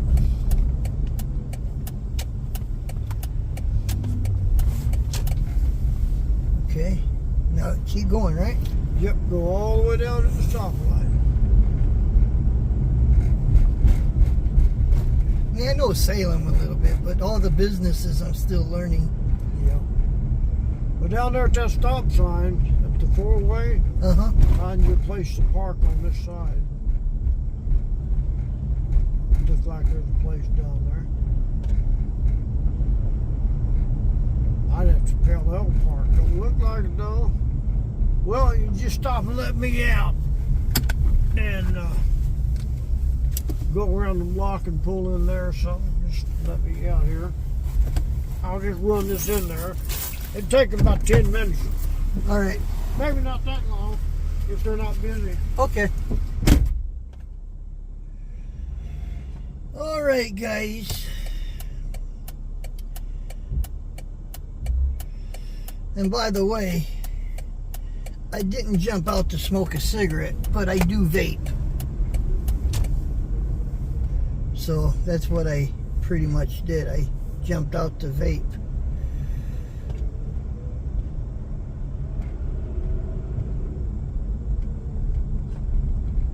I think the cafe is closed.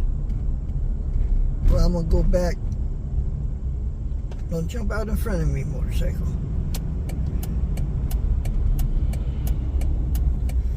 He's gonna pay me. I made $50 doing this, but that's 50 more than I would have had in my pocket, right?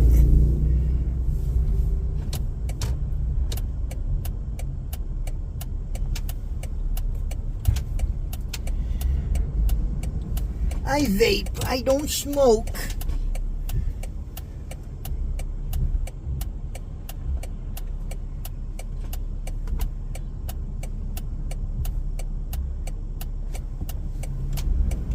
Hope you guys don't mind the long video. It is a long video, but I'm gonna put it all together.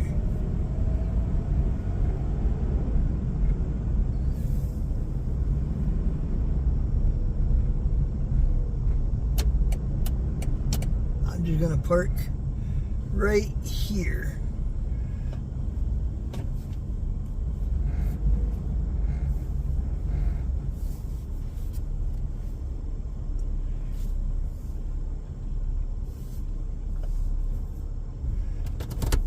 We'll be right back. Yeah, if you want to see some Missouri roads, highways, we took 32 to 63, 63 south. We went through Linkin, Houston, what was that last town we went into?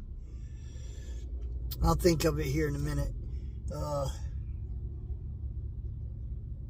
Shoot, what was that last town? Porter Wagner is from. But I'll tell you at the end of the video, because I can go into the GPS and tell you what town. And I didn't use the GPS, but I had the town in there. But Westfield, I think. Westfield? something like that. But anyway, and then, of course, I didn't film completely all the way back. But the comments, the talking, isn't, don't blame the Trucker Jukebox YouTube for all that, because I had a writer in here. And he hired me to do the driving for him, so, and to be security for him, because he messes with machines, right? And he takes out the money, and we had to go to 4 locations to do this. So now we're at the bank here, the Bank of Salem, because he's actually taking the change. It's all quarters. He's got a whole bag full of quarters, and they'll count it for him. And then when he comes out, he's going to pay me. He'll pay me for my time. But he bought my gas. He bought my lunch. And all of that. So, and I had to wear his hat, so he knew, so everybody knew we were, you know, together on this. So, but anyway, hope you guys enjoyed the video. We're not at the house yet, but as soon as he comes out, he'll get back in and I'll take him home. And then he lives right across the road from me, so. But anyway, we'll be right back. And she's waiting for it, and they're giving her to turn right here, or left. And they're giving her to run around for it like they are you. You don't take this to, Yeah, cause see, you can go, you let me can go straight into my yard and stop and we'll unload this, and you can just... I used to not go by that. Here, right. Well, I'm going to show you something real quick. Oh, okay. Right there's our church. Oh, okay. I've been to that church. Yep. Yeah, right there's That's a our good church. Yeah, that's a good church. And the easiest way to get to the church for us, now I used to, Just be coming down through here. but when that one guy lived there, Yeah. I quit going because I collected 2 nails. And Well, the guy that Cypher Gas lives there now, oh, does he? because Oh, I can tell. he did live up here in this house that they're working on, because he was talking about buying it, because I had gas missing out of my lawnmower a lot, Right. and I started just draining the gas myself so he couldn't cipher it. Yeah, that's the house I'm talking about. Yep. Yeah, just pull down in the front yard and we'll unload this thing. Okay. All you gotta do is watch out for that black thing, that's water main. I got And then you. you gotta squeeze between his car. Yeah. So you don't hit the curb. No problem. Okay, that's good. All right. All right, let's take time to unload this thing. And we're done. Going home now.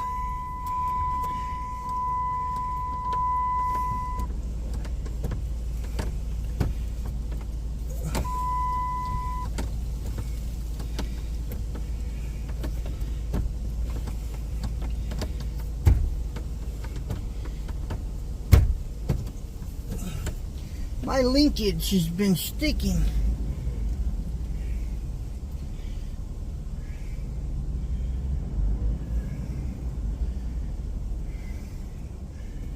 Just back out of here. Go across the road. I'm home.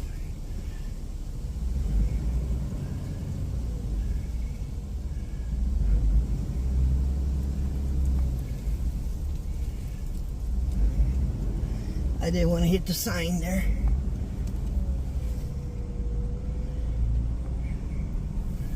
I just back up and I'm home.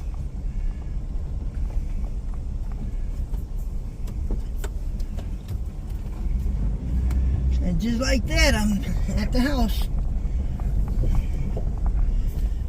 So anyway, with that being said, we got a video to put together. Thank you for following us. I'll catch you guys on the next one. Later.